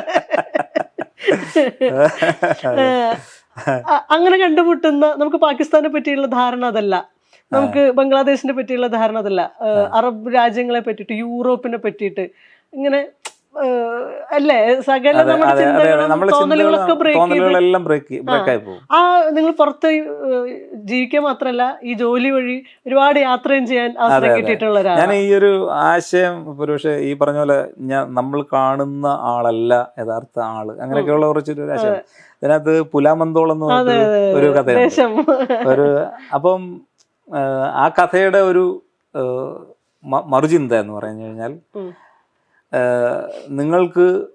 നിങ്ങൾ ഒരാളിനെ കാണാതെ നിങ്ങൾക്ക് വെറുക്കാൻ പറ്റുമെങ്കിൽ അതിലെ പറയുന്നുണ്ട് ആ വാചകം അതെ തന്നെ അതെ ഒരു പക്ഷേ നിങ്ങൾക്കൊരു പക്ഷേ അല്ലാതെ ഒരാളെ കാണാതെ തന്നെ നിങ്ങൾക്ക് സ്നേഹിക്കാനും പറ്റും. അതാണ് അതിൻ്റെ ഒരു കാരണം നമ്മൾ ആളുകളെ കാണാതെയൊക്കെയാണ് നമ്മൾ അവരെ വെറുക്കുന്നത്, നോഷൻസ് ഉണ്ടാക്കി വെക്കുന്നത്. ഒരു ജീവിതത്തിൽ ഇന്ന് വരെ ഒരു പാകിസ്ഥാനിയെ കണ്ടിട്ടില്ലാത്ത ബംഗ്ലാദേശികളെ നമ്മളിപ്പം കാണുന്നുണ്ടായിരിക്കാം, പക്ഷെ എന്നാലും അവരെ കുറിച്ചൊക്കെ നമുക്ക് ഒന്നും അറിയില്ലെങ്കിലും നമ്മൾ അവരെ വെറുതെ ഒരേ ധാരണ ഉണ്ടാക്കി വെച്ചിരിക്കുക. അപ്പോൾ അങ്ങനെ ഒരു ഇതിലാണ്. അപ്പോൾ ഞാൻ പുലാമന്തോളുകാരി അവർ ഭയങ്കര സുന്ദരികളായിരിക്കും, അവർ പുലാമന്തോളുകാർ ഭയങ്കരമായിട്ട് ബൈ ഡിഫോൾട്ട് അവർ ഭയങ്കര ഇതായിരിക്കും എന്ന് കരുതി ഞാൻ അവരെ ഭയങ്കര ഉത്കടമായിട്ട് സ്നേഹിക്കുന്ന ഒരു ഇതാണ്. അതിൻ്റെ മറുവശമാണ് ഉത്കടമായിട്ട് വെറുക്കുന്ന സംഭവം ഒരറിയാതെ. ഈ യാത്രകളും നമ്മുടെ ഈ പുറം ജീവിതമേ നമ്മൾ എത്രത്തോളം തുറക്കും എന്നാ തോന്നിയിട്ടുള്ളത്? യാത്രകൾ നമ്മൾ ഒരുപാട് തുറക്കും. കാരണം യാത്രകളിൽ മാത്രമല്ല, നമ്മൾ വെറും യാത്രകൾ കൊണ്ട് നമുക്ക് കുറേ ടെറൈൻസ്, കുറേ സ്ഥലങ്ങൾ, ബിൽഡിങ്ങുകൾ കണ്ടുവരിക എന്നുള്ളതിനേക്കാൾ നമ്മൾ ഒരുപാട് ആൾക്കാരുമായിട്ട് സംസാരിക്കുമ്പോഴൊക്കെയാണ് നമുക്ക് കുറേ കാര്യങ്ങളൊക്കെ നമുക്ക് മനസ്സിലാകുന്നത്. അത് ഇപ്പം എന്നെ സംബന്ധിച്ച് എനിക്ക് ഒരുപാട് ഈ പറഞ്ഞ പോലെ കുറേ ആളുകളൊക്കെ ആയിട്ട് സംസാരിക്കാനും, പിന്നെ ഇപ്പം ഞാൻ കുറച്ച് യാത്ര ചെയ്തിട്ടുണ്ടെങ്കിൽ എനിക്ക് ഏറ്റവും ഇഷ്ടപ്പെട്ട ഒരു യാത്ര നൈജീരിയയിലോട്ടുള്ള ഒരു യാത്രയായിരുന്നു. കാരണം അവിടെ അത് ഞാൻ മറ്റേ അതിലെഴുതിയിട്ടുണ്ട്, പ്രവാസ ഇത്.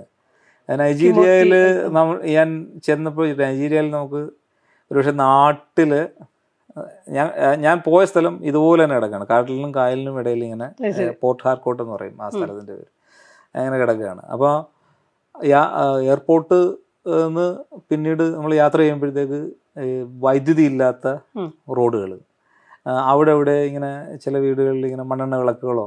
അപ്പം ഞാൻ സ്വയം ആലോചിച്ചത് നമ്മൾ ഒരു 30 കാലം പുറകിലേക്ക് എൻ്റെ ഗ്രാമത്തിൽ കൂടെ തന്നെ പോകുന്ന ഒരു ഫീലിംഗ് ഒക്കെയാണ് ഉണ്ടായത്.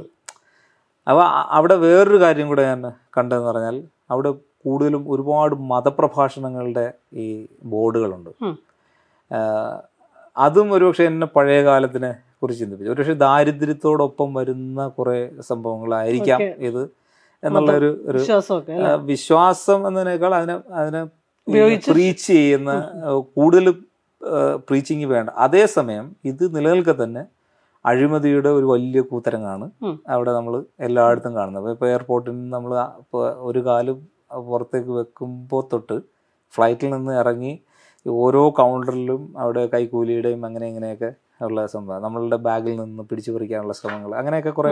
എനിക്കറിയത്തില്ല ഇത് ഓൺ എയർ ഇങ്ങനെ പറയുന്നത് ശരിയാണോ, കാരണം ഒരു രാജ്യത്തെ പറ്റി നമ്മൾ പറയുന്നതാണ്, പക്ഷേ ഇപ്പം ആ അവസ്ഥയാണ് അവിടെ ഉള്ളത്. അപ്പം ഞാൻ അതും ആലോചിച്ചു. നമ്മളുടെ പണ്ടൊക്കെ നമ്മുടെ കൊച്ചാപ്പന്മാരൊക്കെ ഗൾഫിൽ നിന്ന് വരുമ്പോൾ അവർ പറയും ഈ കസ്റ്റംസുകാർ എടുത്തുകൊണ്ട് പോയി മറ്റേ സാധനം, അത് സാധനം. അത് ഇതിലോട്ട് നമ്മൾ നോക്കുമ്പോഴാണ് എത്ര ഒരു ചീഞ്ഞ അവസ്ഥയായിരുന്നു നമുക്ക് നേരത്തെ ഉണ്ടായിരുന്നതെന്ന് മനസ്സിലാക്കാം. അപ്പം നമുക്ക് ഇത് ഒരു ഉദാഹരണം, ഇതേപോലെ തന്നെയല്ല മറ്റു ഉദാഹരണം, പക്ഷേ നമുക്കൊരു കമ്പാരിസൺ നമ്മുടെ ഉള്ളിൽ നടക്കും. അത് എല്ലാത്തിനെയും സംബന്ധിച്ചും നടക്കും. നമ്മുടെ പിന്നെ ആളുകളുടെ പെരുമാറ്റം, നമ്മുടെ ട്രാഫിക്കിൽ ആളുകൾ എങ്ങനെ പെരുമാറുന്നു, അല്ലെങ്കിൽ പൊതുസ്ഥലത്ത് എങ്ങനെ പെരുമാറുന്നു, വൃത്തി, വെടിപ്പ്, മറ്റുള്ള കാര്യങ്ങൾ, ഇതിനകത്തെല്ലാം ഒരു കമ്പാരിസൺ നടക്കും. എന്തുകൊണ്ട് മറ്റവരങ്ങനെയായി, എന്തുകൊണ്ട് നമ്മളെങ്ങനെയായി, നമ്മൾ എത്ര ഇതിൽ പുറകിൽ നിൽക്കുന്നു. നമ്മൾ നൈജീരിയ നമ്മളുടെ 30 വർഷം നമ്മളെക്കാൾ പുറകിൽ നിൽക്കുന്നു. പക്ഷേ യൂറോപ്പിലേക്ക് പോകുമ്പോൾ നമ്മൾ യൂറോപ്പിൽ നിന്ന് വീണ്ടും 50 വർഷമോ അതിനുള്ള പുറകിലായിരിക്കാം. അപ്പം അങ്ങനെ കുറേ കമ്പാരിസണുകൾ നടക്കും. അതേസമയം നമ്മൾ ഈ പറഞ്ഞ വെളിരാജ്യങ്ങളിൽ പോയി ഒരുപാട് കാര്യങ്ങൾ കാണുന്നു. അതിലെ കുറേ നല്ല വശങ്ങളും നമ്മൾ സ്വാംശീകരിക്കുന്നുമുണ്ട്. നമ്മളുടെ ഈ പറഞ്ഞ നമുക്ക് ഡെവലപ്പ് ആകണം, നമ്മളുടെ ഭവനങ്ങൾ ഇങ്ങനെ ആയിരിക്കണം, നമ്മളുടെ സ്ട്രീറ്റുകൾ ഇങ്ങനെ ആയിരിക്കണം എന്നൊക്കെയുള്ള ചിന്ത പുതിയ തലമുറയിൽ പ്രത്യേകിച്ചും വളരെ വ്യാപകമാണ്.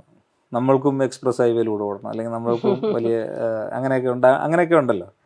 അങ്ങനെ കുറേ സംഗതികൾ അങ്ങനെ പോസിറ്റീവായിട്ട് മാറുന്നുണ്ട്. പക്ഷേ നമ്മൾ പതിയെ മാറുമ്പോഴേക്കും മറ്റൊരു സൂപ്പർ സോണിക്കിൽ വീണ്ടും പോകാൻ തുടങ്ങുന്നുണ്ട്. നമ്മളവരെ ചേസ് ചെയ്തുകൊണ്ടിരിക്കുന്ന ഒരു കമ്മ്യൂണിറ്റി ആയിട്ട് അങ്ങനെയൊക്കെ ഉണ്ട്. നിങ്ങൾ ഇതിനകത്ത് എഴുതിയൊരു കാര്യമുണ്ട്, നമ്മൾ കുറച്ചു കാലം പ്രവാസത്തിലേക്ക് പോയി കഴിഞ്ഞാൽ അത് ഇൻസ്റ്റിറ്റ്യൂഷണലൈസ് ചെയ്യപ്പെടും എന്ന്. പിന്നീട് നമുക്ക് നാടിനെ തിരിച്ചു പിടിക്കുക എന്ന് പറയുന്നത് അത്ര ഈസി അല്ല. തിരിച്ചിവിടെ ഇറങ്ങി വന്നു കഴിയുമ്പോൾ നമുക്ക് ഭയങ്കര നമ്മുടെ നാട് അപരിചിതത്വം തോന്നും. പല കാര്യങ്ങളും കുറച്ചു കാലം എടുക്കും അതിലേക്ക് വീണ്ടും സിങ്കാവാൻ. ഈവൻ അതിനകത്ത് പറഞ്ഞൊരു കാര്യം എനിക്ക് രസം തോന്നിയത്, ഗൾഫിലെ ഇരുട്ടെന്ന് പറഞ്ഞൊരു സംഗതി തോന്നില്ല. ഇവിടെ വരുമ്പോ വീട്ടിലിരിക്കുമ്പോ വീണ്ടും നമുക്ക് ഇരുട്ട് ഫീൽ ചെയ്യാൻ തുടങ്ങുന്നൊക്കെ. അങ്ങനെ ഈ പശ്ചാത്തലങ്ങളിലെ ഈ പറയുന്ന സാമ്പത്തിക അവസ്ഥ അല്ലെങ്കിൽ ഈ ക്ലാസ് ഡിഫറൻസ് അതെങ്ങനെയാണ് ഫീൽ ചെയ്തിട്ടുള്ളത്? ഞാൻ ആദ്യമായിട്ട് പ്രത്യേകിച്ച് ഞാൻ ചോദിക്കാൻ കാര്യം എന്താ അറിയോ, നമ്മുടെ ഒരാളുടെ അല്ലല്ലോ, കേരളത്തിന്റെ ഒരു കൾച്ചറിൽ ഈ ഗൾഫ് പ്രവാസം എന്ന് പറയുന്നത് വലിയ രാഷ്ട്രീയമാനവും ഉണ്ട്, നമ്മുടെ ചരിത്രമായിട്ട് വലിയ ബന്ധപ്പെട്ട് വലിയ ആൾക്കാർ അവിടെ താമസിക്കാൻ കൂടെ ചെയ്യാറുണ്ട്. അല്ല, ഇത് നമ്മളുടെ ഇപ്പം കാഴ്ച അതിൻ്റെതായിട്ടുള്ള അർത്ഥത്തിൽ എങ്ങനെ മാറ്റുന്നു എന്നുള്ളത് വലിയൊരു സംഭവമായിരുന്നു. അതായത് ഞാൻ കുവൈത്തിൽ പോയിട്ട് പിന്നീട് ഒരു 2 വർഷത്തിന് ശേഷമാണ് ആദ്യം ഞാൻ വരുന്നത്.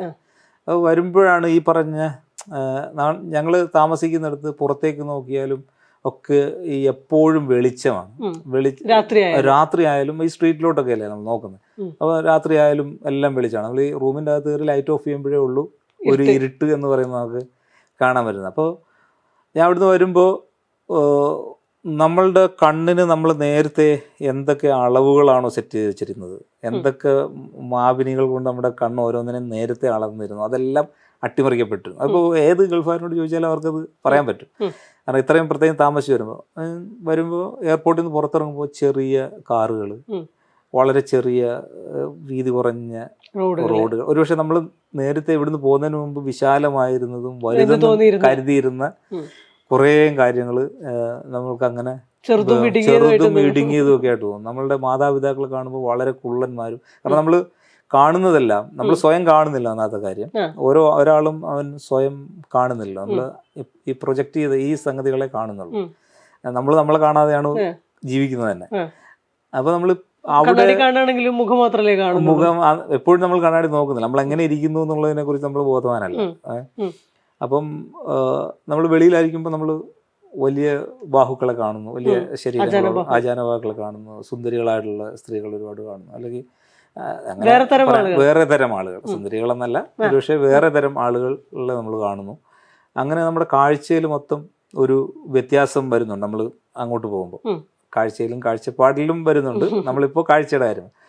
എന്നിട്ട് നമ്മൾ തിരിച്ചിവിടെ വരുമ്പോൾ നമ്മൾക്ക് അവിടെ ഈ അളവ് വേറെ ഒരു സംഗതിയാണ് നമ്മുടെ കണ്ണ് സെറ്റ് ചെയ്തത്. ഇവിടെ വരുമ്പോഴത്തേക്ക് ആ അളവുകളെല്ലാം ചെറുതായി മാറിപ്പോകുന്നു. രാത്രിയാകുമ്പോൾ ഭയങ്കരമായിട്ടുള്ള ഇരുട്ട് മിനിഞ്ഞ്, നമ്മൾ നേരത്തെ ഭയങ്കരമായിട്ട് പ്രകാശം വർഷിപ്പിക്കുന്നതെന്ന് കരുതിയിരുന്ന ട്യൂബ് ലൈറ്റുകളൊക്കെ വളരെ ഡിമ്മായതും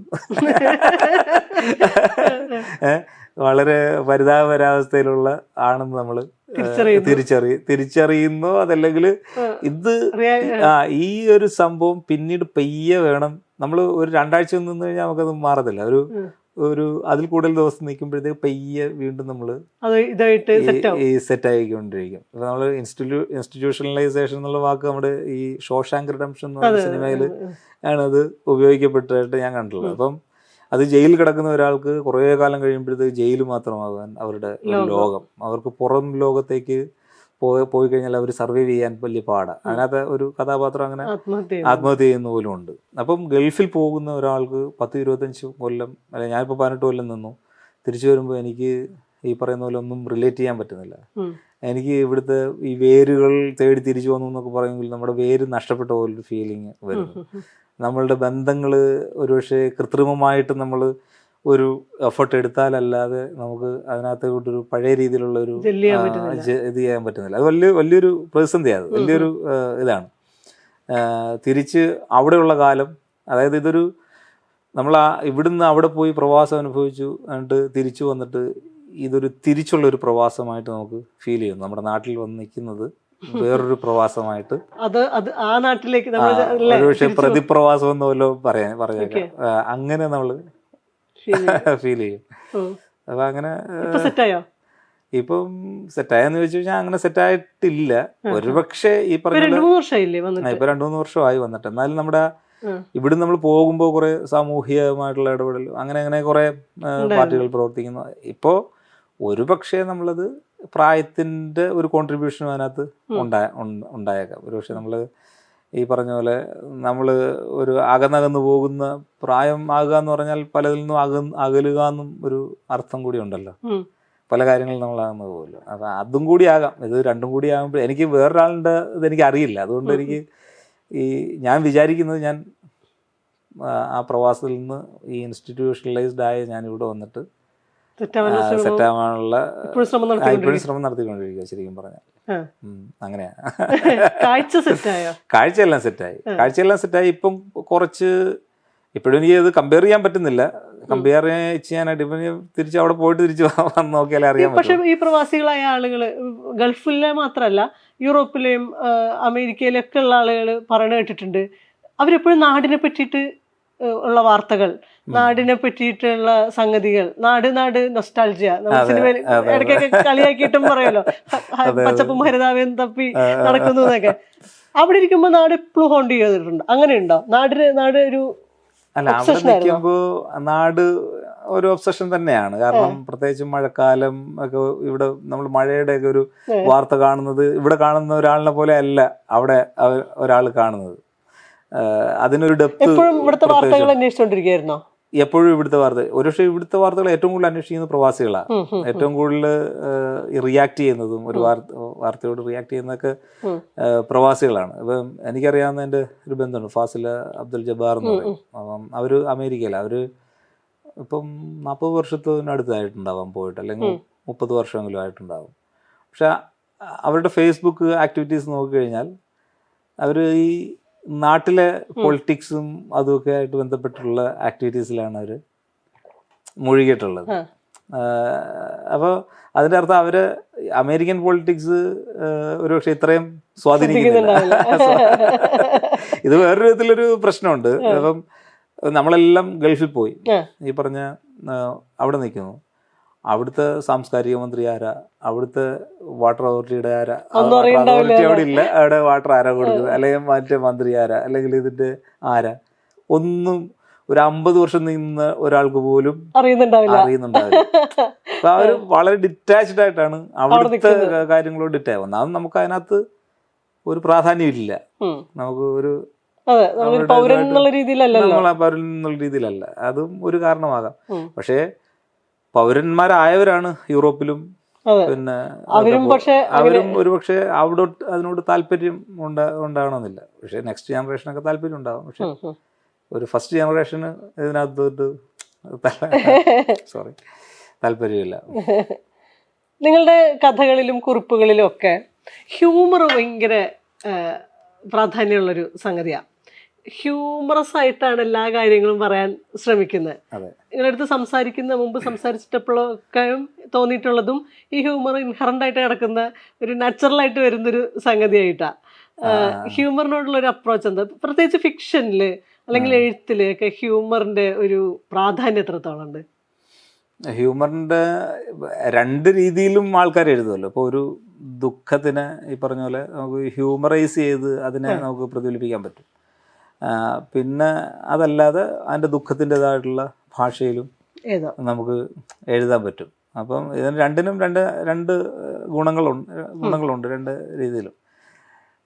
പിന്നെ ഒരു മനുഷ്യൻ്റെ ഹ്യൂമർ എന്ന് പറയുന്ന സംഭവം എവിടെയാണ് കിടക്കുന്നതെന്ന് നമുക്ക് പറയാൻ പറ്റും. ഇപ്പോൾ ഒരു ഇംഗ്ലീഷുകാരൻ്റെ ഹ്യൂമർ ആയിരിക്കത്തില്ല നമ്മളുടെ അതായിട്ടുള്ള ഹ്യൂമർ. നമ്മളുടെ ചിലപ്പോൾ അത് ഒരു ആക്ടിവിറ്റിയുടെ ഒരു പ്രവൃത്തിയുടെ ഭാഗമായിട്ടുണ്ടാകുന്ന ഹ്യൂമർ, പിന്നെ ഈ വാചക ഘടനകളിൽ ഉണ്ടാകുന്ന ഹ്യൂമർ, നമ്മുടെ ഭാഷയുടേതായിട്ടുള്ള ചില പ്രയോഗങ്ങളിലും അങ്ങനെയൊക്കെയുള്ള ശൈലികളിലും ഒക്കെ ഒരു ഹ്യൂമർ കിടപ്പുണ്ട്. ഇപ്പം അത് ശരിക്കും എനിക്ക് കറക്റ്റ് ഒരു ഉത്തരം പറയാൻ പറ്റാത്ത ഒരു ചോദ്യമാണ്. പക്ഷെ എനിക്ക് നിങ്ങൾ ഞാൻ ഇങ്ങനെ അതായത് ചെറുപ്പത്തിലെ നിങ്ങളുടെ ഒരു രീതിയിൽ ഹ്യൂമർ ഉണ്ടോ, സറ്റയർ ഉണ്ടോ? ഞാൻ ക്ലാസ്സിലൊക്കെ തമാശ പറയും. ആ പിന്നെ എൻ്റെ വൈഫിനോട് ചോദിച്ചാൽ മാത്രം പറയും തമാശ പറയാറേ ഇല്ലെന്ന്. അപ്പോൾ അങ്ങനെ ഒരു തമാശ പറയും, അങ്ങനെ ഉള്ള ഒരു ഒരു സംഗതിയാണ്. പിന്നെ നമ്മൾ ഒരു കാര്യത്തിനെ അപ്രോച്ച് ചെയ്യുന്നത് അത്ര സെൻറ്റിമെൻ്റലായിട്ട് അല്ല. നമുക്ക് സെൻറ്റിമെൻറ്റ്സ് പറയണം എന്നുള്ളപ്പോഴും നമ്മൾ ഒരു പക്ഷേ ചില ഇപ്പോൾ ഇങ്ങനെ പറഞ്ഞ ഒരു എഴുത്തുകാരൻ സ്വയം സെൻറ്റിമെൻ്റലാകേണ്ട ആവശ്യമില്ല. എഴുതുമ്പോൾ നമ്മൾ നമ്മുടെ സെൻറ്റിമെൻറ്റ്സ് എല്ലാം കൂടെ എഴുതി വെക്കേണ്ട ആവശ്യമില്ല. നിങ്ങൾ എന്താണെന്ന് വെച്ചാൽ എഴുതുക. ഇത് വായിക്കുന്നതിന് എക്സ്പീരിയൻസ് ഉള്ള ആൾ, നേരത്തെ പറഞ്ഞ പോലെ വായിക്കുന്നതിന് നല്ല അനുഭവങ്ങളുണ്ട്. ആ അനുഭവങ്ങളോട് ചേർത്ത് വെച്ചാണ് അവരിത് വായിക്കുന്നത്. അപ്പോൾ നിങ്ങളൊരു മരണത്തെപ്പറ്റി എഴുതുമ്പോഴോ അല്ലെങ്കിൽ മറ്റ് എന്തെങ്കിലും പറ്റി എഴുതുമ്പോഴോ നിങ്ങൾ തന്നെ ഭയങ്കരമായിട്ട് കരഞ്ഞു വിളിച്ച് എഴുതേണ്ട ഒരു ആവശ്യം വരുന്നില്ല. അപ്പം നമ്മൾ ആ നേരെയുള്ള എഴുത്ത് വരുമ്പോൾ അതിനകത്ത് ഇൻഹറൻ്റ് ആയിട്ടുള്ള ഒരു സംഭവമായിരിക്കാം ഹ്യൂമർ. ഞാൻ മരണത്തിൻ്റെ കാര്യം അല്ല പറഞ്ഞത്, അതിനകത്ത് ഉള്ളൊരു സംഗതിയാണ് ഹ്യൂമർ എന്ന് പറയുന്നത്. പിന്നീട് അത് നമ്മൾ സ്വാഭാവികമായിട്ടും ഈ പറഞ്ഞ സെൻറ്റിമെൻ്റൽ അല്ലെങ്കിൽ ദുഃഖമുള്ള കാര്യങ്ങളിലേക്ക് സ്വാഭാവികമായിട്ടാണ് അത് കടന്നു പോകുന്നത്. അപ്പോൾ അതിൻ്റെതായിട്ടുള്ള പ്രതിഫലനം മറ്റുള്ളവരിലുണ്ടാകും. നമ്മൾ തമാശ പറയുക എന്നുള്ള ഭാവത്തിൽ ഒരു തമാശ പറഞ്ഞാൽ അത് വിജയിക്കണമെന്നില്ല. നമ്മൾ പറയുക അത് തമാശയാണോ എന്നുള്ളത് കേൾക്കുന്ന ആൾക്കറിയാം. അതുപോലെ തന്നെയാണ് പൊളിറ്റിക്സും. പൊളിറ്റിക്സ് ഈ പറഞ്ഞ പോലെ പക്കാ ഫിക്ഷനായിട്ട് എഴുതുമ്പോഴും നിങ്ങളുടെ ഇതിനകത്ത് മുഴുവനും പൊളിറ്റിക്കൽ എലമെന്റ് ഉണ്ട്.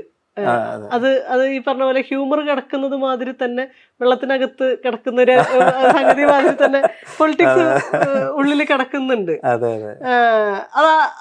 അങ്ങനെ വരണം, പൊളിറ്റിക്കലായിരിക്കണം എന്നുള്ള നിർബന്ധം കൊണ്ട് ഉള്ളതാണോ അതോ അങ്ങനെ വന്നു പോകുന്നതാണോ? ഇപ്പൊ പുതിയ കാലത്ത് റീഡിങ്ങും കൂടെ നമ്മൾ അതിനകത്ത് മനസ്സിലാക്കണമെന്ന് തോന്നുന്നു. കാരണം ഏത് കാര്യത്തിലും പൊളിറ്റിക്സ് ഉണ്ട്. ഇപ്പൊ രണ്ടുപേരും തമ്മിൽ എന്ത് സംസാരിച്ചാലും അതിൻ്റെ ഉള്ളിൽ ഒരു പൊളിറ്റിക്സ് കിടക്കുന്നുണ്ട്. പിന്നെ അതിനെ നമ്മൾ ഏത് ആംഗിളിൽ ഇതിനെ കൊണ്ടുവന്ന് പ്രൊജക്റ്റ് ചെയ്ത് വെക്കുന്നോ എന്നൊക്കെയാണ് നമ്മൾ പിന്നെ എഴുത്തുകാരെന്നുള്ള രീതിയിൽ നമ്മളിത് നോക്കുന്നത്. അത് വളരെ ഒളിഞ്ഞ ഒരു ആംഗിളിലായിരിക്കുകയും ചെയ്യണം. നമ്മളിത് പറയാൻ വേണ്ടിയല്ല, മുദ്രാവാക്യമാകരുത്. അങ്ങനെ ഇതുണ്ട്. പിന്നെ പ്രകടമായിട്ടുള്ള നമ്മുടെ ഇപ്പം കക്ഷി രാഷ്ട്രീയമൊക്കെ നോക്കി കഴിഞ്ഞു കഴിഞ്ഞാൽ കക്ഷി രാഷ്ട്രീയം തന്നെ ഒരു ഭയങ്കര ഹാസ്യമുള്ള ഒരു വളരെ തമാശയായിട്ട് മാറിയിട്ടുണ്ട്. അങ്ങനെ ഒരു കാലഘട്ടമാണ്. നിറയെ എഴുത്തുകാരുണ്ടല്ലോ, പ്രത്യേകിച്ച് ഇപ്പോഴത്തെ കാലത്ത് ഒരുപാടുണ്ട്. കാരണം അതിൻ്റെ ഒരു മുമ്പൊക്കെ ആനുകാലികങ്ങളെ മാത്രം ആശ്രയിച്ചിരുന്ന മാതൃഭൂമിയോ മാധ്യമമോ മലയാളമോ ഒക്കെ കലാകൗമുദി എന്നൊക്കെ പറയുന്ന പീരിയോഡിക്കൽസിനെ ആശ്രയിച്ചിരുന്ന ഫിക്ഷൻ എഴുതാൻ, അതിൽ നിന്ന് വ്യത്യസ്തമായിട്ട് ഈ ബ്ലോഗൊക്കെ വന്നതോടുകൂടി ഫിക്ഷൻ എഴുതാനും എല്ലാത്തിനും ഒരു പത്രാധിപരെ കാത്തിരിക്കേണ്ട ആവശ്യമൊന്നും ഇല്ല. ഒരു സ്ഥാപനത്തിനെ ഒന്നും കാത്തിരിക്കേണ്ട ആവശ്യമില്ല. അതല്ലാതെ തന്നെ പുസ്തകമൊക്കെ, അതായത് എഴുത്തിന്റെ ലോകം ഭയങ്കര വിപുലമായി. എഴുത്തുകാരും എണ്ണവും ഭയങ്കരമായിട്ട് കൂടി. ക്വാളിറ്റിയുള്ള എഴുത്തുകളും വരുന്നുണ്ട്, അല്ലാത്ത എഴുത്തുകളും ഒക്കെ ഉണ്ട്. അതിനെ ജഡ്ജ് ചെയ്യാൻ നമ്മൾ ഇപ്പം അങ്ങനെ ഒരു കോമ്പറ്റീഷൻ തോന്നാറുണ്ടോ? ഇതിന്റെ ഇടയിൽ സർവൈവ് ചെയ്യൽ ഇത്തിരി പാടല്ലേ? ഇതൊരു പ്രതിസന്ധി സാധാരണ എഴുത്തുകാരന് ഉണ്ടാക്കിയിട്ടുണ്ടാവാം. കാരണം ഇത്ര ഒരു ബാഹുല്യം എന്ന് പറയുന്നത്. ഇപ്പം ഞാൻ ഇതിനെക്കുറിച്ച് ചിന്തിക്കുമ്പോൾ നമ്മൾ ഒരു ബാലൻസ്ഡ് ആയിട്ടുള്ള ഒരു സൊസൈറ്റി ആണെന്ന് ചിലപ്പോൾ തോന്നാറില്ല. ഇതിനകത്ത് രണ്ട് വശങ്ങളുണ്ട് ഞാൻ പറയാം. അപ്പം ബാലൻസ്ഡ് നമുക്ക് പണ്ട് 2, 3, 4 പാട്ടുകാർ മെയിൻ സ്ട്രീമിലുണ്ട്, പാടുന്നു, അത് നമ്മൾ കേൾക്കുന്നു. അത് ബാലൻസ് ആണെന്ന് ഞാൻ പറയുന്നില്ല. പക്ഷേ ഇന്ന് നമ്മൾ നോക്കും പല കാര്യങ്ങളിലും നമ്മൾ ഇപ്പം ഒരുപാട് പാട്ടുകാരുണ്ട്. ഒരു പക്ഷേ ഒരു സമൂഹത്തിന് വേണ്ടത് എത്ര പാട്ടുകാരാണെന്ന് ചോദിച്ചാൽ അതിനേക്കാൾ കൂടുതലുണ്ടോ എന്നെനിക്കറിയാം. അപ്പോൾ ഒരു സമൂഹത്തിന് എത്ര എഴുത്തുകാരെ വേണമെന്നുള്ളൊരു ചോദ്യം സ്വാഭാവികമായിട്ടും ഉയർന്നേക്കാം. എത്ര എഴുത്തുകാരെ വേണം, ഇതാര് നിശ്ചയിക്കും, ഇങ്ങനെയൊക്കെയുള്ള സംഗതി ഇത്രയ്ക്ക് താങ്ങും. കാരണം ഒരുപാട് പുസ്തകങ്ങൾ ഇറങ്ങുന്നുണ്ട്, ഒരുപാട് എഴുത്തുകാർ മുന്നോട്ട് വരുന്നുണ്ട്. എന്നാൽ നമുക്ക് ഇതിനെ നിഷേധിക്കാനും പറ്റില്ല. എന്ന് പറഞ്ഞാൽ ഓരോ എഴുത്തെന്ന് പറയുന്നത് ഒരു ആത്മപ്രകാശനവും കാര്യങ്ങളൊക്കെയാണ്. പ്രത്യേകിച്ച് ഇന്നത്തെ കാലത്ത് ആരെയും കാത്തിരിക്കേണ്ടാത്ത സമയത്ത് കൂടുതൽ പുസ്തകങ്ങൾ വരുന്നു. പക്ഷെ ഇതിൽ സർവൈവ് ചെയ്യേണ്ടതെല്ലാം സർവൈവ് ചെയ്യും, സർവൈവ് വേണ്ടാത്തത് സർവൈവ് ചെയ്യത്തില്ല. ഈ സർവൈവലിൻ്റെ കാര്യത്തിലേക്ക് വരുമ്പോൾ ഇപ്പോൾ ഒരു വാദമുണ്ട്, ഒരു 40 കൊല്ലമെങ്കിലും സർവൈവ് ചെയ്യാത്ത പുസ്തകം വായിക്കേണ്ട ആവശ്യമില്ല. അതായത് നിങ്ങളൊരു പുസ്തകം ഇന്ന് എഴുതിയിട്ടിട്ട് പോവുക, 40 കൊല്ലം കഴിഞ്ഞതുണ്ടെങ്കിൽ ഞാൻ എടുത്ത് വായിച്ചോളാം എന്ന് പറയുന്ന അന്നും നിൽക്കുന്നുണ്ടെങ്കിൽ ഈ വാദത്തിലോട്ട് വരുമ്പോൾ എനിക്ക് ഇത് അത്ര, കാരണം ഒരു പുസ്തകവും ഒരു ചില സമയത്ത് പ്രതിലോമകരമായിട്ടുള്ള ഒരു ഫീലിംഗ് എഴുത്തുകാരനിലുണ്ടാക്കിയേക്കാം. കാരണം 40 കൊല്ലം നിലനിൽക്കുന്ന വിഷയം ഏതാ? അപ്പം അത് പട്ടിണി, ദാരിദ്ര്യം, അതുപോലുള്ള കാര്യങ്ങളായിരിക്കാം. അപ്പം അതിലെഴുതി കഴിഞ്ഞാൽ, കാരണം പട്ടിണിയും ദാരിദ്ര്യവും യുദ്ധവും ഒന്നും ഈ അടുത്ത കാലത്തൊന്നും തീരാൻ പോകുന്നില്ല. ഒരുപക്ഷെ 40 കൊല്ലം കഴിഞ്ഞും എടുക്കും. അപ്പോൾ അങ്ങനെയുള്ള പ്രമേയങ്ങളിലേക്ക് മാത്രം നമ്മൾ ചുരുങ്ങുന്ന ഒരു അവസ്ഥയിലോട്ട് വരും. അങ്ങനെയുള്ള അവസ്ഥയിൽ എപ്പോൾ ആര് ഈ കൺകറൻറ്റ് ഇഷ്യൂസിനെ അഡ്രസ്സ് ചെയ്യും? കൺകറൻറ്റ് ഇഷ്യൂസ് ഇന്ന് വന്ന് നാളെ ചിലപ്പം പോയേക്കാം. ഇപ്പോൾ ജെൻഡർ പൊളിറ്റിക്സ് പോലും അധികാലം ചിലപ്പോൾ നിലനിൽക്കണമെന്നില്ല. പക്ഷേ ആ നിലനിൽക്കാത്ത സംഗതി എഴുതാൻ ആരെങ്കിലും വേണ്ടേ? ഇപ്പം നമ്മൾ ദൈനംദിനമായിട്ട് അനുഭവിക്കുന്ന ജീവിത പ്രതിസന്ധികളെ പറ്റി എഴുതാൻ ആരെങ്കിലും വേണം. കാലത്തിനെ അടയാളപ്പെടുത്തണം. ഓക്കെ, നിങ്ങളുടെ എഴുത്തിലെ സൗന്ദര്യം 40 കൊല്ലത്തിന് മുകളിൽ നിന്നേക്കാം, പക്ഷെ ആ പ്രമേയം ഒരുപക്ഷെ 40 കൊല്ലത്തിന് മുകളിൽ നിൽക്കത്തില്ല. അപ്പം 40 വർഷങ്ങൾക്ക് മുമ്പുള്ള സാഹിത്യം ഇപ്പോൾ എത്രത്തോളം വായിക്കപ്പെടുന്നുണ്ടെന്നുള്ളൊരു ചോദ്യം തീർച്ചയായിട്ടും ഉണ്ട്. കാരണം ഏത് ആർട്ടിലും ഏത് സാഹിത്യത്തിലും എല്ലാം ഈ കാലത്തിൻ്റെതായിട്ടുള്ള ഒരു അടയാളപ്പെടുത്തലുണ്ട്. കാലം അറിയാതെ അതിൻ്റെ അകത്ത് വന്നു ചേരും. അപ്പോൾ ഇത് നമുക്ക് ഒഴിവാക്കാൻ പറ്റാത്ത ഒരു സംഗതി. ഇപ്പം നമ്മൾക്ക് ഒരു പാട്ട് കേട്ടാൽ ഇത് 70-ലേതാണോ 80-ലേതാണോ 90-കളിലേതാണോ എന്ന് അറിയാൻ പറ്റുന്നത് എന്തുകൊണ്ടാണ്? പാട്ട് ചിട്ടപ്പെടുത്തിയ ആൾ അറിയാതെ ഈ കാലം അതിൻ്റെ അകത്ത് കയറിയിരിക്കുന്നതുകൊണ്ടാണ് നമുക്ക് അങ്ങനെ അറിയാൻ പറ്റില്ല. അപ്പോൾ സാഹിത്യത്തിലും അതിൻ്റെ ആയിട്ടുള്ള അങ്ങനെയുള്ള, പക്ഷേ സാഹിത്യത്തിൽ വളരെ സ്ലോ ആയിട്ടോ അല്ലെങ്കിൽ വളരെ കുറച്ചൊരു താമസിച്ചോ ആയിരിക്കാം അത് അങ്ങനെ നമുക്ക് ഫീൽ ചെയ്യുക. ഇപ്പം ഈ പറഞ്ഞ പോലെ ബഷീറിൻ്റെ പുസ്തകം ഇപ്പോൾ എടുത്ത് വായിച്ചാൽ നമുക്ക് ആസ്വദിക്കാൻ പറ്റും. അത് ബഷീറിൻ്റെ ഒരു ആ കാലത്തിനെയും കൂടെ മനസ്സിലാക്കൊണ്ട് കൂടിയൊക്കെയാണ് നമ്മൾ വായിക്കുന്നത്. പിന്നെ ഈ എഴുത്തുകാരുടെ ബാഹുല്യത്തിലാണല്ലോ നമ്മൾ തുടങ്ങിയത് അല്ലേ? അപ്പൊ ഈ എഴുത്തുകാരുടെ ബാഹുല്യം കൂടാതെ ഇപ്പൊ AI-യും കൂടി ഈ സീനിലോട്ട് വരും.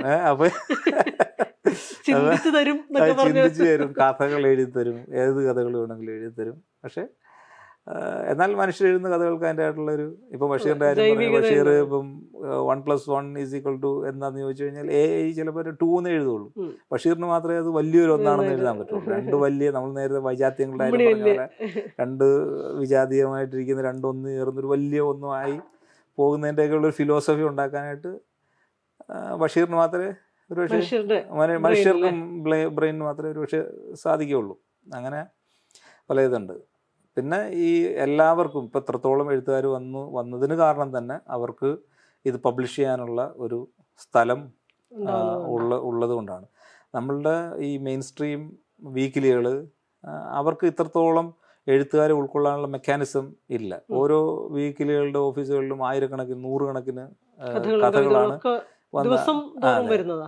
അവരൊരു പക്ഷേ ഒരു AI മെഷീൻ വാങ്ങി വെച്ചിട്ട് ഇതിൻ്റെ സോർട്ടിംഗ് ഒക്കെ നടത്തേണ്ടി വരുന്ന ഒരവസ്ഥയിലോട്ട് ഉണ്ട്. അപ്പോൾ ഇതുപോലെ ഓൺലൈൻ മീഡിയ എഴുത്തുകാരനെ കോമ്പറ്റീഷൻ തോന്നാറുണ്ടോ? അങ്ങനെ ആ ഒരു ഫീൽഡ് ഇത്രയും ബാഹുല്യത്തിന്റെ ഇടയിൽ നമ്മളുടെ സ്വരം നമ്മളെങ്ങനെ വേറിട്ട് കേൾപ്പിക്കും എന്നുള്ളൊരു കോമ്പറ്റീഷൻ തോന്നാറില്ല. കാരണം എന്നെ ഇതിനകത്ത് നയിക്കുന്ന ഒരു വാചകമുണ്ട്. ഈ MN വിജയൻ്റെതെന്ന് പറയുന്ന ഒരു വാചകം, ഇങ്ങനെ അദ്ദേഹം പറഞ്ഞാണോ അറിയില്ല, സോഷ്യൽ മീഡിയ വഴിയിട്ട്, ഒരു വിജയനോ ഒരു ബഷീറോ ഒരു MTO എഴുതിയാൽ തീരുന്നതല്ല ജീവിതം എന്ന് പറയുന്ന ഒരു കോട്ടുണ്ട്. അപ്പോൾ ഈ കോട്ട് ഭയങ്കര നമ്മളെ സംബന്ധിച്ചൊരു എല്ലാവർക്കും പൂരിപ്പിക്കാനാണ്. അപ്പോൾ ഞാൻ ഈ കോഴിക്കോട് വരുമ്പോൾ മാനാഞ്ചിറ നിൽക്കുമ്പോൾ SK പൊറ്റക്കാടിൻ്റെ പ്രതിമ നിൽക്കുന്നു, ഞാൻ അതിൽ നോക്കാറുണ്ട്, ഇങ്ങനെ നോക്കി നിൽക്കും. അപ്പം നമ്മൾ പറയും കോഴിക്കോടിൻ്റെ കഥാകാരൻ അല്ലെങ്കിൽ മലയാളത്തിൻ്റെ കഥാകാരൻ. പക്ഷേ SK പൊറ്റക്കാട് തീർച്ചയായിട്ടും എഴുതി, ഇവിടുത്തെ ഒരു ദേശത്തിൻ്റെ കഥ, ഒരു തെരുവിൻ്റെ കഥ ഒക്കെ എഴുതി. പക്ഷേ തെരുവ് അതിനുശേഷം പിന്നീട് മാറിക്കൊണ്ടിരിക്കുക. ഉം. അപ്പോൾ ഈ മാറിയ തെരുവിനെ എഴുതാൻ ഒരാൾ വേണം അല്ലേ? അപ്പം ഈ പറഞ്ഞ പോലെ ജീവിതത്തിന് ഇപ്പം നമ്മളിപ്പോൾ അതിനു മുമ്പ് ബാലേന്ദ്രൻ ചുള്ളിക്കാടിൻ്റെ ഒരു പ്രസ്താവന വിവാദമായിരുന്നു. പ്രസ്താവനയല്ല, പുള്ളിയുടെ അതിൻ്റെ അകത്തെ ഒരു ആറ്റിറ്റ്യൂഡാണ് വിവാദമായത് പ്രധാനമായിട്ടും. പക്ഷേ ഞാനതിനകത്ത് ശ്രദ്ധിച്ച പുള്ളി പറഞ്ഞൊരു കാര്യമാണ്, അതായത് നിങ്ങൾക്ക് ജീവിതം മുഴുവൻ വായിച്ചാലും തീരാത്ത അത്രയും കഥകൾ അല്ലെ കവിതകൾ ഈ ലോകത്തുണ്ട് ഓൾറെഡി, പിന്നെ ഞാനും കൂടി എഴുതിയിട്ട് വേണോ എന്നുള്ളത് ആണ്. പക്ഷെ അത് എന്നെ സംബന്ധിച്ച് അതൊരു അങ്ങനെ അല്ല അത്. കാരണം അങ്ങനെ തീരുന്ന ഒരു സംഗതി അല്ല ജീവിതം എന്നാണ് ഈ പറഞ്ഞ പോലെ മനസ്സിലാക്കുക. പിന്നെ ഈ പറഞ്ഞ പോലെ ഭൂമിയെ മൂടാനുള്ള പേപ്പർ കാണും ഈ ഇതുവരെ അച്ചടിച്ച പുസ്തകങ്ങളെല്ലാം കൂടെ. പക്ഷെ ജീവിതത്തെ സംബന്ധിച്ച് പറയുവാണെങ്കിൽ ജീവിതം വീണ്ടും നഗ്നമായി കിടക്കും, മൂടാൻ പറ്റത്തില്ല, അത്രത്തോളം ഇതുണ്ട്.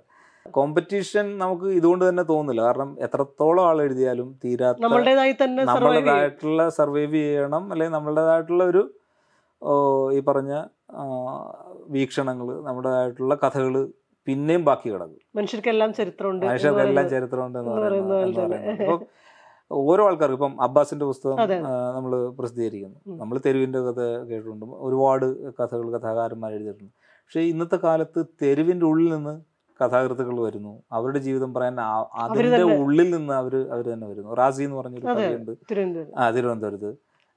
അപ്പം അദ്ദേഹം തെരുവിൽ കിടന്ന് തെരുവിൻ്റെതായിട്ടുള്ള കവിത എഴുതുന്നു.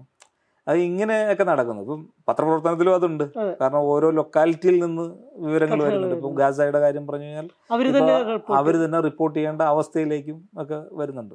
അപ്പം ഇതിൻ്റെയൊക്കെ നിലവാര തകർച്ചയും എങ്ങനെ അളക്കും എന്നൊക്കെ ഉള്ളത് ഓക്കെ. നിലവാരം ഇല്ലാത്തത് നശിച്ചു പോകും, നിലവാരം ഉള്ളത് നിലനിൽക്കും, കുറേ കാലമെങ്കിലും നിലനിൽക്കും, അങ്ങനെയൊക്കെ.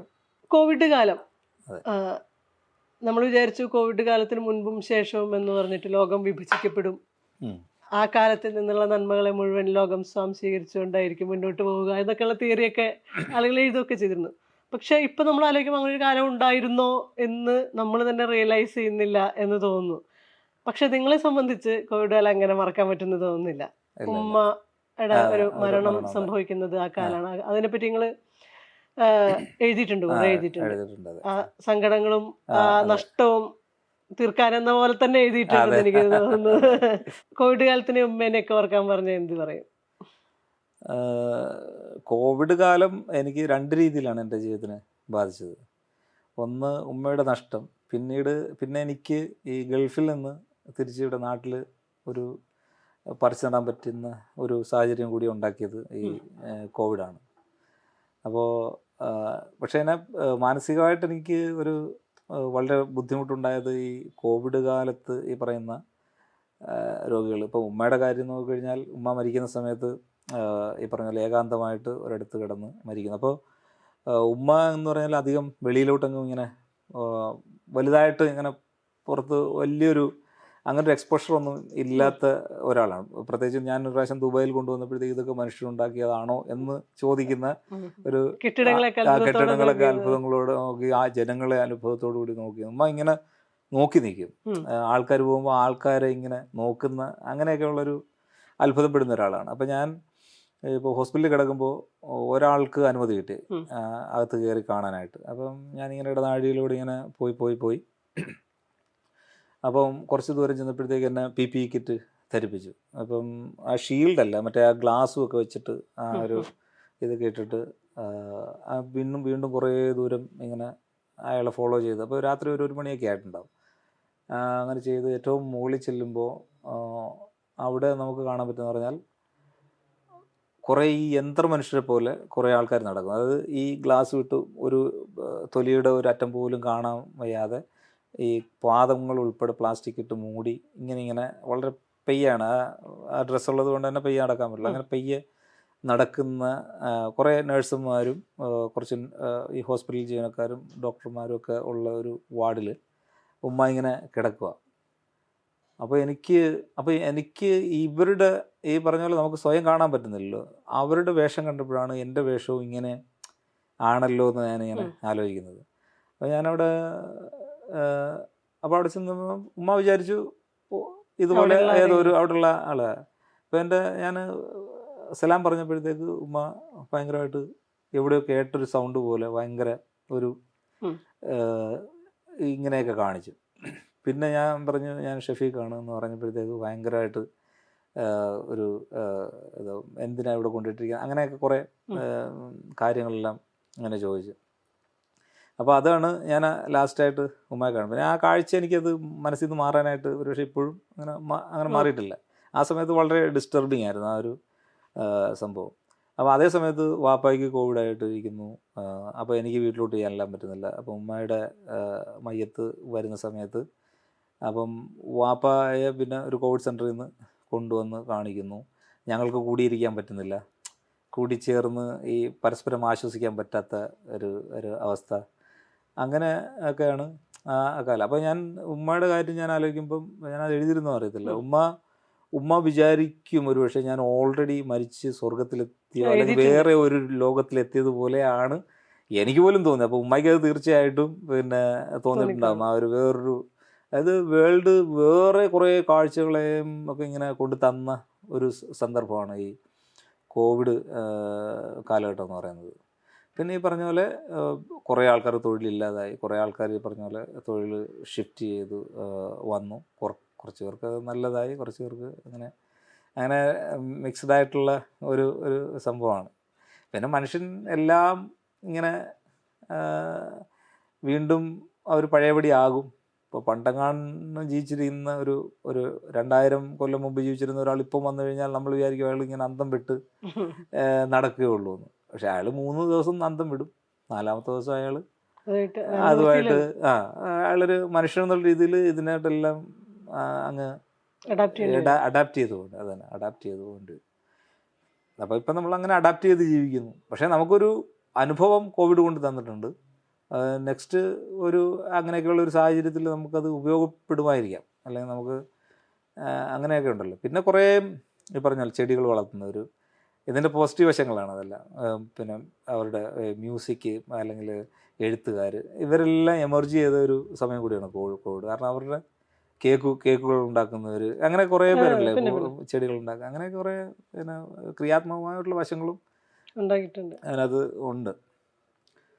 പക്ഷെ നമ്മൾ എല്ലാം മറന്നു പോകും, എന്നിട്ട് പ്രസന്റിലേ ജീവിക്കുകയുള്ളൂ നമ്മൾ.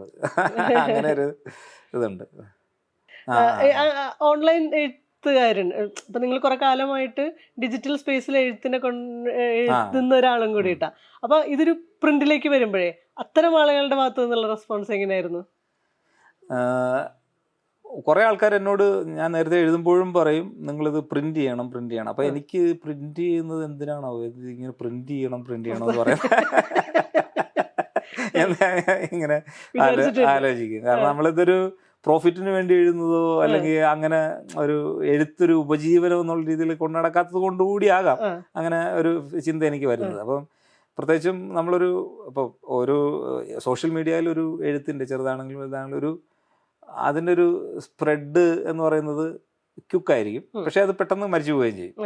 അത് അങ്ങനെ പോയിട്ട് പുസ്തകമാകുമ്പോൾ ഒരു പക്ഷേ അവിടെ നിലനിൽക്കും, ലൈബ്രറികളിലിരിക്കും. ഇന്ന് വാങ്ങുന്നവർ വായിക്കണമെന്നില്ല, അവരുടെ അവരുടെ ലൈബ്രറിയിൽ കളക്ഷനിലുണ്ടാവും, പിന്നീട് എപ്പോഴെങ്കിലും വായിക്കും. അങ്ങനെ ഇതിനൊരു ജീവൻ എപ്പോഴും അതിനകത്തുണ്ടാവും. അപ്പോൾ ആ ഒരു രീതിയിൽ ആണ് പിന്നീട് ഒരു രസം തോന്നും. പിന്നെ പുസ്തകത്തിൻ്റെ വേറൊരു വിഷയം എന്ന് പറയുന്നത് നമ്മൾ പുസ്തകത്തിൽ എവിടെയാണെന്ന് നമുക്ക് മനസ്സിലാകും. ഒരു ഡിജിറ്റൽ ഇതിൽ ഇപ്പം കിൻഡിലിൽ വായിക്കുന്ന ഒരാളാണ് ഞാൻ. അപ്പോൾ കിൻഡിലിൽ ഓക്കെ ഇത്ര % ആയി എന്നൊക്കെ അവർ പറയും. എന്നാലും നമുക്ക് ഒരു പുസ്തകം എന്ന് പറയുന്ന ഒരു വേൾഡ് പോലെയാണ്. നമ്മൾ ഉണ്ടാക്കിയ അല്ലെങ്കിൽ വേറൊരാൾ ഉണ്ടാക്കിയ ഒരു ദേശമാണത്. ആ ദേശത്ത് നമ്മൾ എവിടം വരെ എത്തി ഇതിൻ്റെ യാത്ര എന്ന് നമുക്ക് പുസ്തകത്തിലൊക്കെ കറക്റ്റായിട്ട് നമുക്ക് അറിയാം. ആ പുസ്തകം എന്ന് പറയുന്ന ആ മെറ്റീരിയൽ നമ്മളോട് ഇങ്ങനെ സംവദിക്കുന്ന അല്ലെങ്കിൽ സംസാരിക്കുന്ന ഒരു രീതിയുണ്ട്. അതുകൊണ്ട് പുസ്തകം വായിച്ച് ഭയങ്കര ശീലമുള്ള ഒരു ഡിജിറ്റലിലോട്ട് ചിലപ്പം പെട്ടെന്ന് അവർക്ക് സ്വിച്ച് ചെയ്യാൻ ബുദ്ധിമുട്ടുണ്ടാവും. നമ്മളിപ്പോൾ ഒരു എലക്ഷൻ കഴിഞ്ഞിട്ടുള്ളൊരു സമയത്താണ് സംസാരിക്കുന്നത്. ആ എലക്ഷൻ എന്ന് പറയുന്നത് ഇന്ത്യ എന്ന് പറയുന്ന രാജ്യത്തിനെ സംബന്ധിച്ച് ഭയങ്കര നിർണായകമായിരുന്നു. നമ്മൾ ഈ എലക്ഷൻ്റെ അവസാന ഫേസിലേക്കൊക്കെ എത്തിയപ്പോഴാണ് ചിലപ്പോൾ ഈ പറയുന്ന ഒരു മാറ്റം സംഭവിച്ചേക്കാം എന്നുള്ള ചർച്ചകൾ പോലും ഉണ്ടാകുന്നത്. അതുവരെ നമ്മൾ വിചാരിച്ചിരുന്നത് ഇതേ വൻ ഭൂരിപക്ഷത്തോട് കൂടിയിട്ട് NDA സർക്കാർ അല്ലെങ്കിൽ BJP തന്നെ വീണ്ടും അധികാരത്തിൽ അതേ അപ്രമാദിത്വത്തോടു കൂടി തന്നെ വരും, ഭരണഘടന മാറിപ്പോവും, ഈ രാജ്യം ഒരു ഫാസിസ്റ്റ് രീതിയിലേക്ക് പക്കയായിട്ട് മാറുമെന്ന് പറഞ്ഞിരുന്ന സമയത്ത് നിന്നാണ് BJPക്ക് കേവലം ഭൂരിപക്ഷം ഇല്ലാത്ത അവസ്ഥ ഉണ്ടാവുന്നു, ഒരു കോalition ഗവൺമെന്റ് ഉണ്ടാവുന്നു. അതായത് ഒരു ജനാധിപത്യത്തിന്റെ ഒരു തിരിച്ചുപിടുത്തം അവിടെ ചെറുതായിട്ടെങ്കിലും സംഭവിച്ചു. അതുകൊണ്ട് അത് ഗംഭീര സർക്കാരാണെന്നോ എന്നൊന്നുമല്ല പറയുന്നത്, പക്ഷെ ഒരു പിടുത്തം അവിടെ സംഭവിച്ചിട്ടുണ്ട്. ഒപ്പം തന്നെ പ്രതിപക്ഷം എന്ന് പറയുന്ന ഒരു സംഗതിക്കും എഴുത്തിലും ഈ സംഗതി ഉണ്ട്. കഴിഞ്ഞ ഒരു 10 വർഷത്തെ നമ്മൾ വലിയ എഴുത്തുകാരുടെ സാംസ്കാരിക പ്രവർത്തകരുടെ ഒന്നും ശബ്ദങ്ങൾ വലുതായിട്ട് കേട്ടില്ല. അരുന്ധതി റോയിനെ പോലെയുള്ള അപൂർവം ആളുകൾ മാത്രമാണ് നിരന്തരമായിട്ട് ഈ രാഷ്ട്രീയ വിമർശനങ്ങൾ നടത്തിയിട്ടുള്ളത്.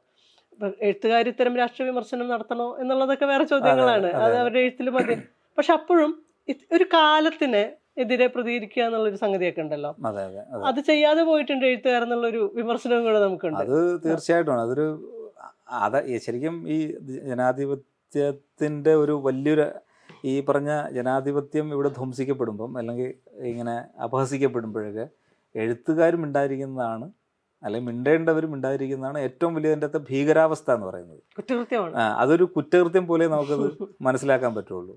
അതുപോലെ എഴുത്തുകൾ, ഇപ്പോൾ എഴുത്തുകളെ പറ്റി പറയുകയാണെങ്കിൽ നമുക്ക് ഈ ഒരുപാട് കഥകൾ ഇറങ്ങുന്നുണ്ട്, ഒരുപാട് കഥകൾ വരുന്നുണ്ട്. പക്ഷേ ഒരു നമ്മുടെ ഗവൺമെൻറ്റിനെ ഒന്ന് പിടിച്ചു കുലിക്കുന്ന, വിമർശിക്കുന്ന, അല്ലെങ്കിൽ ഈ പറയുന്ന ഒരു വലിയ ന്യൂനപക്ഷം ഇവിടെ പീഡനങ്ങൾക്ക് നിരന്തരം വിധേയമായിക്കൊണ്ടിരിക്കുമ്പോൾ എന്ന് പറയാൻ ഒരു ചെറിയ ന്യൂനപക്ഷമല്ല, അത് ഒരു 20 കോടിയോ അതിന് മുകളിലോ ഉള്ള ഒരു വലിയ ജനസഞ്ചയമാണ്.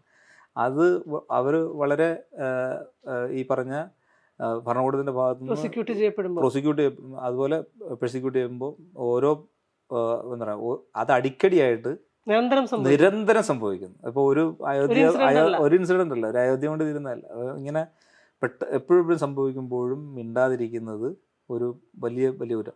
എന്നാൽ ഇവരെല്ലാം എഴുതുന്നുണ്ട്. പക്ഷെ അവർ ഒളിച്ചിരിക്കുന്ന കുറച്ച് സ്ഥലങ്ങളുണ്ട്.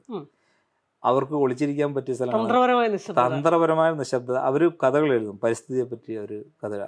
എൻ്റെ അഭിപ്രായത്തിൽ അവരൊക്കെ ഒളിച്ചിരിക്കുന്ന സ്ഥലങ്ങളാണ്. പരിസ്ഥിതി, ഇപ്പോൾ ഇതൊന്നും എഴുതണ്ടെന്നല്ല, പരിസ്ഥിതി, ജെൻഡർ പൊളിറ്റിക്സ്, അല്ലെങ്കിൽ ഈ പറഞ്ഞ ഫെമിനിസം, അല്ലെങ്കിൽ പിന്നെ മറ്റുള്ള കാര്യങ്ങളും കുറച്ചുകൂടെ വളരെ സേഫായിട്ട് അവർ ഒളിച്ചിരിക്കുന്ന സ്ഥലങ്ങളാണ് ഇതെല്ലാം. അപ്പോൾ അവർ അത് എഴുതിയിട്ട് അവർ പേരും പെരുമ ഉണ്ടാക്കുകയും അങ്ങനെയാണ് ഈ പറഞ്ഞ കാലത്തിൽ ഇത് പോയത്. പിന്നെ കുറേ എല്ലാം പ്രലോഭനങ്ങൾ, ഗവൺമെൻറ് ഭാഗത്തു നിന്നുള്ള പ്രലോഭനങ്ങൾ, സ്ഥാനമാനങ്ങൾ, അങ്ങനെ കുറേ നിശബ്ദമാക്കൽ ആ രീതിയിലും.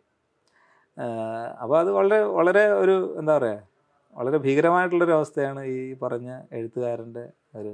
കാരണം ആർട്ടിൻ്റെ അല്ലെങ്കിൽ എഴുത്തിൻ്റെയൊക്കെ ഒരു പ്രധാനപ്പെട്ട ദൗത്യം തന്നെ എന്ന് പറഞ്ഞാൽ ഇത് കാലത്തിനോട് സംവദിക്കുകയും കാലത്തിന് തിരുത്താൻ ശ്രമിക്കുകയും അല്ലെങ്കിൽ റിയാക്ട് ചെയ്യാന്നുള്ളത്. അത് ചെയ്യാതിരിക്കുക എന്ന് പറഞ്ഞു കഴിഞ്ഞാൽ നമ്മളുടെ എഴുത്ത് അപ്രസക്തമാണെന്നേ നമുക്ക് പറയാൻ പറ്റുള്ളൂ. ന്യൂനപക്ഷത്തിൽ നിന്നുള്ള ഒരാൾ അവനങ്ങനെ എഴുതുകയുള്ളൂ എന്നേ പറയുള്ളൂ, അവനങ്ങനെ എഴുതുകയുള്ളൂ, അവൻ്റെ എഴുത്ത് അങ്ങനെയാണ് എന്ന് പറയും. മനസ്സിലായോ? അങ്ങനെയുണ്ടല്ലോ ഒരു ഭാഷ്യം വരും. അപ്പോൾ ഇത് പൊതുസമൂഹത്തിൽ നിന്നാണ് ഇങ്ങനെയുള്ളൊരു ഇനിഷ്യേറ്റീവൊക്കെ വരേണ്ടത്. അതല്ലെങ്കിൽ ഈ പറഞ്ഞ പോലെ AI ഒക്കെ ഇനി ചിലപ്പോൾ നമ്മൾ പിന്നീട് ആശ്രയിക്കേണ്ടി വരും റിയാക്ട് ചെയ്യാനൊക്കെ. ഭരണകൂടത്തിനെതിരെ പോരാടാൻ. അതെ, ഞാൻ ഈ അടുത്ത് അങ്ങനെ ഒരു കുറിപ്പ് ചെറുതായിട്ട് എഴുതി. ഈ ധ്രുവറാഠി എന്ന് പറയുന്നത് ഒരു AI ക്രിയേഷൻ ആണെന്ന ചിന്തയിൽ ഞാൻ എഴുതിയിട്ടുണ്ട്. കാരണം ഒന്നും പേടിക്കേണ്ടാത്ത എവിടെയോ ഇരിക്കുന്ന ഒരു കമ്പ്യൂട്ടർ, ആ കമ്പ്യൂട്ടർ നമുക്ക് വേണ്ടി സംസാരിക്കുന്നു, നമ്മൾക്ക് വേണ്ടി കഥ എഴുതും, നമുക്ക് വേണ്ടി നമ്മളെ ലീഡ് ചെയ്യും, നമ്മളെ ബോധവൽക്കരിക്കുകയും ചെയ്യുന്ന ഒരു കമ്പ്യൂട്ടർ. നമുക്ക് വേണ്ടി സമരം ചെയ്യാൻ, ആഹ്വാനം ചെയ്യാനെങ്കിലും അതിന് പറ്റും. കാരണം ലീഡ് ചെയ്യാൻ ആളില്ല. ലീഡ് ചെയ്ത് കഴിഞ്ഞാൽ അയാൾ അകത്താകുന്ന ഒരവസ്ഥ ഉണ്ട്. ഈ ആറാട്ടുപുഴ എന്ന് പറയുന്ന സ്ഥലം ഈ പറഞ്ഞ പോലെ വെള്ളവും ഒക്കെ ഉള്ള സുനാമി വന്ന സമയത്ത് ഭയങ്കരമായിട്ട് എഫക്ട് ചെയ്ത ഒരു സ്ഥലമാണ്. നാട് നിങ്ങളെ എത്രത്തോളം കൂടെ, ഓഫ് കോഴ്സ് എവിഡന്റ് ആണ്, നാടിന്റെ സ്വാധീനം ഇതിനകത്ത് എവിഡന്റ് ആണ്. നാട് എത്രത്തോളം ഉണ്ട് നിങ്ങളുടെ ഉള്ളില്? പക്ഷെ നമ്മളെല്ലാം നാടിൻ്റെ ഒരു പ്രൊഡക്റ്റാണ്. നമുക്ക് എന്തൊക്കെ പോസിറ്റീവ് ഉണ്ടെങ്കിലും എന്തൊക്കെ നെഗറ്റീവ് ഉണ്ടെങ്കിലും ആ നാട് തരുന്നതും ആ കൾച്ചർ തരുന്നതും അങ്ങനെയൊക്കെയുള്ള കുറേ കാര്യങ്ങളുണ്ടല്ലോ. നാട് ഈ പറഞ്ഞ പോലെ ഞങ്ങളുടെ നാട്ടിലുള്ള മിക്കവാറും എല്ലാവരും ഭയങ്കര കഥ പറച്ചിലുകാരാണ്. അത് എഴുത്തിലല്ല, അല്ലാതെ ഇപ്പം ഒരു സംഗതി നടന്നതിൻ്റെയൊക്കെ പറയാം. ഒരുപക്ഷെ ഏത് നാട്ടിലും കാണുമായിരിക്കും. എൻ്റെ നാട്ടിൽ ഞാൻ ഇങ്ങനെയാണ് പരിചയിച്ചുള്ളത് കൊണ്ട് എനിക്ക് അങ്ങനെ പറയാൻ പറ്റും. അപ്പം അവരുടെ ഒരു കഥ പറച്ചിൽ രീതികളും ഒക്കെ ഉണ്ട്. അപ്പം ഇത് ഞാൻ പറഞ്ഞു കേട്ടുള്ള നേരത്തെ ഹരീഷ് പറഞ്ഞിട്ടുണ്ട്, അവരുടെ നാട്ടിലുള്ളവരൊക്കെ ഭയങ്കര കഥ പറച്ചില്ല. അപ്പം ഈ നാടും ആ നാടും തമ്മിൽ വലിയ ദൂരത്തിൽ വ്യത്യാസം വരുന്നില്ല.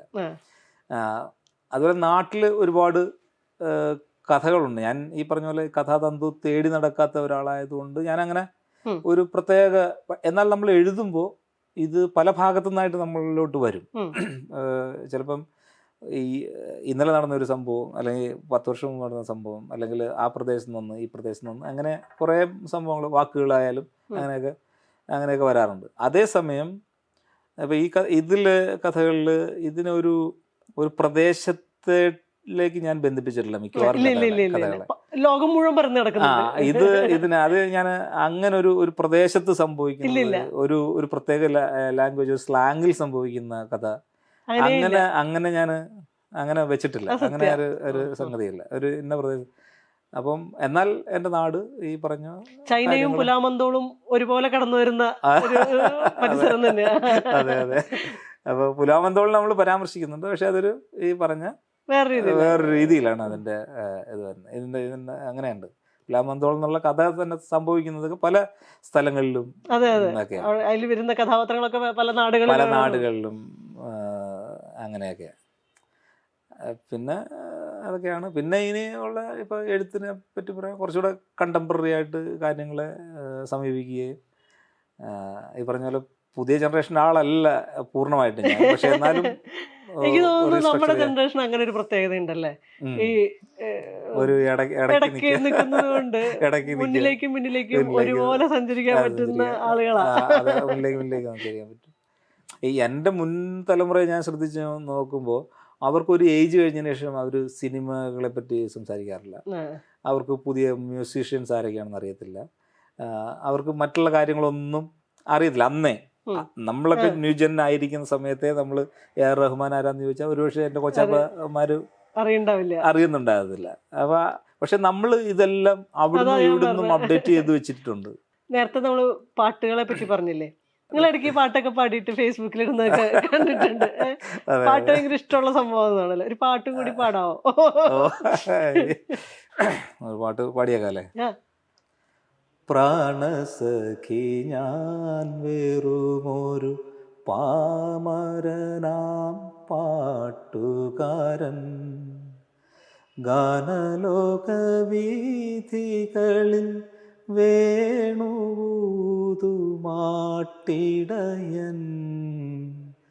പ്രാണസഖി ഞാൻ. എങ്കിലും എന്നോ മലാൾക്കു താമസിക്കാനെൻ കരളിൽ തങ്കക്കിനാക്കൾ കൊണ്ടൊരു താജ്മഹൽ ഞാൻ ഉയർത്താം.